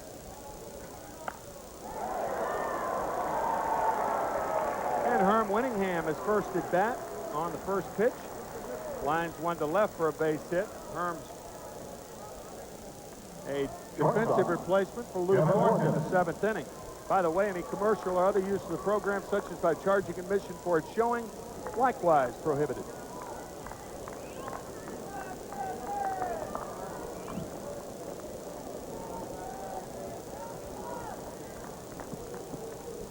Kevin Morgan, the shortstop, is the batter. Kevin has walked. He's 0 for 2.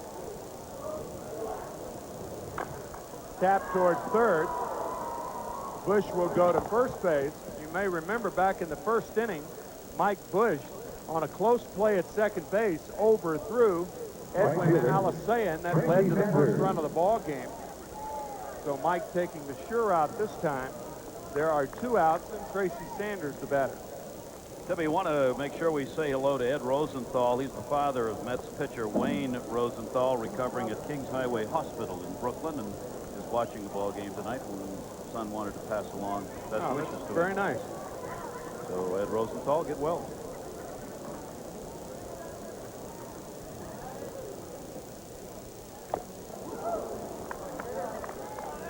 Nothing and 1 to Tracy Sanders, who is 0 for 2. He did have a sacrifice fly and an RBI in the 6th inning.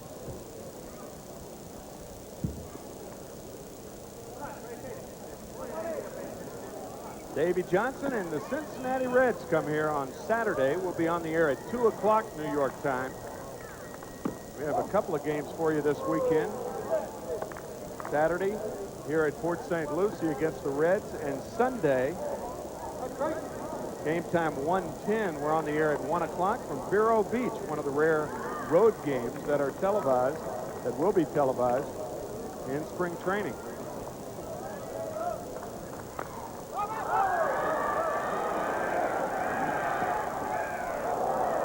Out of play, 1 ball, 2 strikes now to Sanders.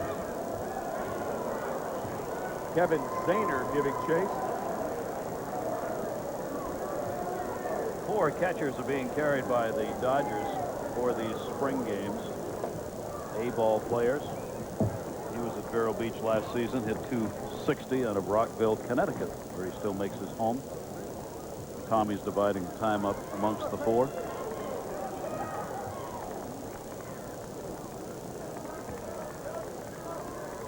It's a really great break for the Dodger minor league players to play as major leaguers. It really is it's got to be a great thrill for them.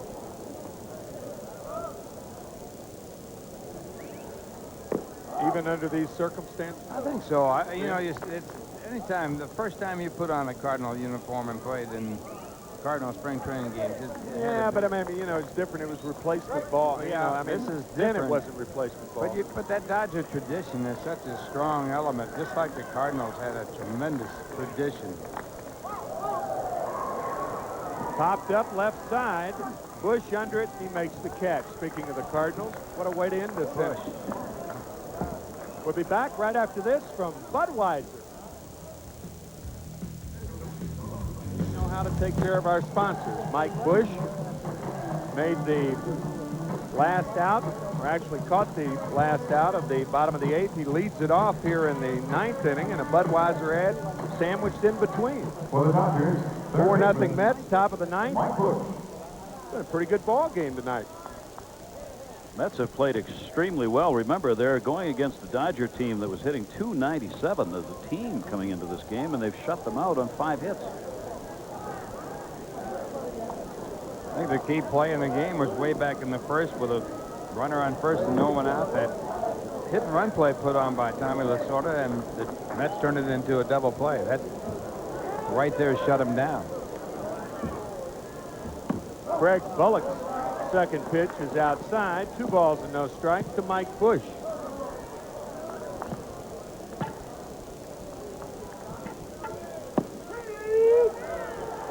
Two and one.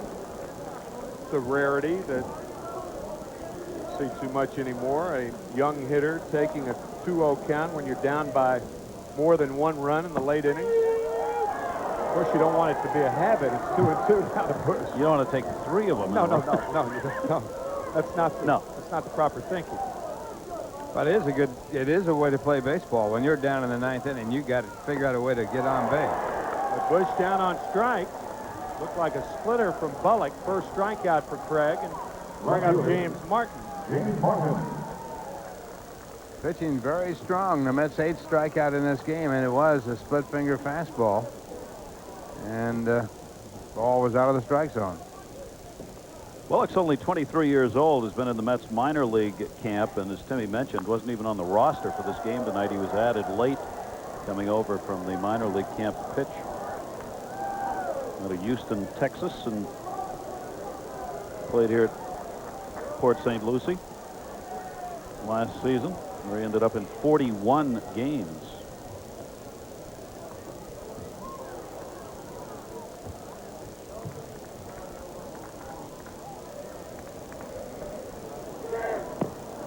Good slider from Bullock. 0-2 to James Martin. Each side with 5 hits, only 1 error in the game. In the 2 games that I have been involved in the telecast, the defensive part of spring training has been good, and now the offense for the Dodgers erupts with a home run by James Martin on an 0-2 slider.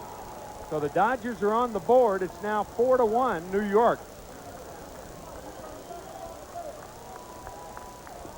Boy, was that ball hammered. Second home run of the spring for Martin. His first hit of the ball game, and it keeps the Dodgers' hopes alive. Right fielder, Tito Landrum. 15th home run for the Dodgers this spring. Almost the exact same spot where the Mets had theirs.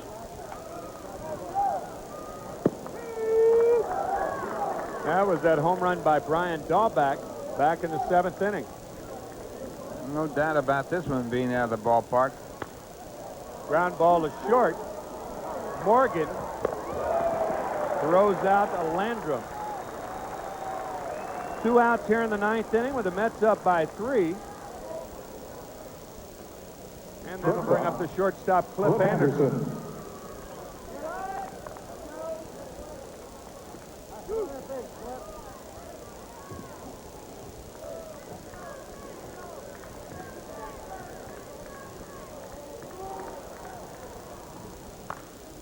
Line to right, base hit. Dodgers stay alive as Anderson gets his first hit. He's 1 for 2 now.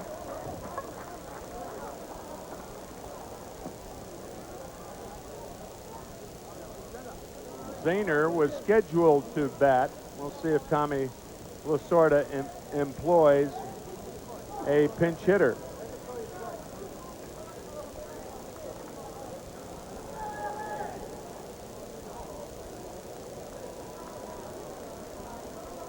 Now batting for the Dodgers, number 28, Javier Puchalas. Javier Marcellus will be the batter for Zahner, the catcher. I said Marcellus, Conchalis. And he takes ball one. Javier Puchalas, P-U-C-H-A-L-E-S, Puchalas. Batting .250 on the spring, 2 for 8, and he takes ball two. 2 balls and no strikes.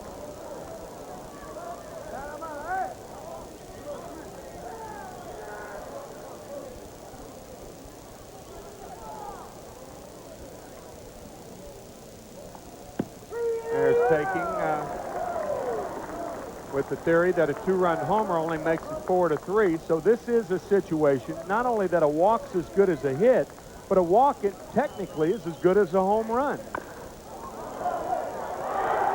Nice play, and the throw gets him, and that ends the ball game. Nice play by Todd Whitehurst, a little snow cone, as the Mets win their second game of the spring. A spring of replacement baseball. Greg Bullock giving up a solo home run in the 9th inning Ladies and gentlemen, here's the total to from James tonight's game. Martin. The Dodgers That was won the on extent of the Dodgers' 4 runs, offense 5 hits, no errors. on the evening. Oh, Timmy, one of the things continues to amaze me. The 3 Dodger pitchers did not walk a batter in this game, and the Mets 4 pitchers walked only 2. Of all the things I expected in these replacement games, it was that we would see a number of base-on balls from the pitchers. That hasn't been the case. And shabbily played games and everything, and that hasn't been the case either. I mean, you're seeing limited skills. Yeah. Now, granted, the skills of replacement players are going to be limited. But as far as the shoddy play, I think that everybody expected, we haven't seen that in at least the 2 games that I've been involved in the telecast. You and Ralph did the first game. Well, there's no doubt about these games, especially the first game, which was a 2-1 ball game, well played, well done all the way through. And this game, extremely well played, some spectacular plays and good pitching performances, and the game played in about 2 hours and 10 minutes. I mean, they played this game right well and moved right through very nicely. The crowd appreciated it, and we saw the Mets win 2 in a row now. They're 2-9 on the spring. We'll be back for some more comments after this from Nissan. Score 4-1. They had a shutout going until the 9th inning when James Martin hit a home run for the Dodgers to give them their only run. The Mets getting a run in the first inning, which was unearned, taking the lead and holding on to it throughout the ball game. And tonight's quiz, you thought we were going to drop it? No, sir. Here she is right here. Tommy Lasorda was named to replace Walt Alston on September 29th, 1976. Who was the manager of the Mets at that same time? So that's our tonight's quiz, and our experts will be trying to think of the answer. Gary and Tim I guess will be we working gotta on think. that. That's what we're doing. We got to think about the answer, Ralph. Well, let's think about it. 76. It's either Joe Frazier or Joe Torre. It's either one of the 2 Joes. I don't remember when Joe Torre took over. It could have been 1977. But Ralph, you were here, so I guess you have the answer, right? I was here. I was too far away from here, I think, because I don't know the answer to this one either. You're actually in St. Petersburg, but I think I'm going to say Joe Frazier. I think that's a pretty good guess. Pistol packing Joe Frazier. That would be about the time the Mets were in the doldrums, so to speak, and it could be. Well, first you accused me of being bizarre, and now you accuse Joe Frazier of packing heat. And being in the doldrums. Who was it? Joe Frazier. It was Joe Frazier. Well, we lucked out on another. That was about 4 years after the Thriller from Manila, right? Right, there's no doubt about it. But Joe Frazier took over from the Mets, and of course that was in that period where the Mets were really struggling, and Joe wasn't able to turn it around. Mets struggled, as a matter of fact, from 1973 to 1985 when Doc Gooden, Darryl Strawberry, and et al. Came on the scene. Not a bad club in 1986. Not too bad in 84 either. That was the start of the Mets' real turnaround, and of course 86 when they won all those games, 116 for the entire season, and also the playoffs and World Series included. So that was one of the great years, and the manager at that time was the man we're going to see on Saturday. Davy Johnson. Davy Johnson managed the Mets for 9 years. Let's look at some of the highlights of tonight's ball game. A game won by the Mets 4-1. This is the double play that we were talking about McCarthy on. Sanders at the plate here ends up hitting into the 4-6-3 double play. We told you there have been good defensive plays in this game. Watch this one, though. Squeeze play on, forgot the play, hits the back of his foot. The catcher kicks it out. The runner had stopped between third and home, walks in because nobody was there to cover the plate. A play where absolutely everything went wrong and the Mets scored. They pick up a sac fly here. This one from the Mets. Sanders on the fly ball to center field, accounting for an RBI for them. That came in the 6th inning. The Mets got 2 in the 6th after that run had scored in the 1st. And then Brian Baubach, who led off the 7th inning, pulled this one, a blast that he ripped over that 338 mark down the right field line. The first home run that he's had this spring and only the 2nd picked up by the New York Mets. So the Mets, who went 9 games without getting one, played solid baseball here. The shutout was lost as James Martin got this one off Bullock in the 9th, his 2nd home run of the spring, and it would account for the only Dodger run in this game. Good performance by the Mets. Yeah, pretty good ball game. The Mets winning yesterday 1-0. They win tonight 4-1 to run their spring record to 2-9. It's been a long dry spell for Dallas Green, but the guys look like they're playing pretty good ball. And defensively, as you made a good point, Gary, saying that defensively, and as far as the pitchers are concerned, the pitching's been pretty strong, not walking a lot of guys, and the defense has been pretty good. I was particularly impressed by Kevin Morgan, who's playing short. I went back to check after the game. He had been in the Detroit organization as a second baseman for 3 years, and the Mets got him last year and moved him as a shortstop, rather. The Mets moved him to second base when he played down here at Port St. Lucie, so he's back to his old position and playing a pretty good shortstop. So a real crisp ball game out here, and you know, baseball is baseball, and baseball has always been a good game, no matter whether it's little league players or replacement players or major league players. Our Budweiser player of the game tonight, Jimmy Williams, who started the game. He had 4 strong innings. And Jimmy Williams, this Bud's for you. One of the things that we talked about at the start, evidenced, I think, here in this ball game, and that is that the Mets continue to make changes in their lineup. I mean, as it becomes more and more apparent that the replacement players are going to have to start on opening day, the Mets have had to move a bit from their position, which was that they were not going to press or even use minor league ball players unless it became absolutely necessary to protect those minor league players. But, Ralph, at this point, somebody's got to play on opening day, and it sure doesn't look like this thing's going to be settled in time to get it done. Well, even if they did settle it within a week or so, you have to look at 3 weeks of spring training that would take you into the regular season, and that means they would start with replacement players, and when the other players are ready to go, they would move in as signed and as they got in shape. Another alternative would be to move the season back a couple of weeks till about April 15th. I think that happened back in 1972 when baseball missed about 9 or 10 games. So the Mets win their 2nd game of the spring. Their record now 2-9. Mets Baseball 95 has been brought to you by Budweiser, the king of beers, who reminds you friends know when to say when. Folks, be with us again on Saturday afternoon at 2 o'clock when the Mets take on the Cincinnati Reds. Davy Johnson, Ray Knight, some ex-Mets moving into town. Mets Baseball 95 is produced and directed by Jeff Mitchell. Associate producer Steve Olbaum. And our executive producer Rick Miner. This has been a presentation of WWOR-TV, UPN 9 Sports. Good evening, everybody.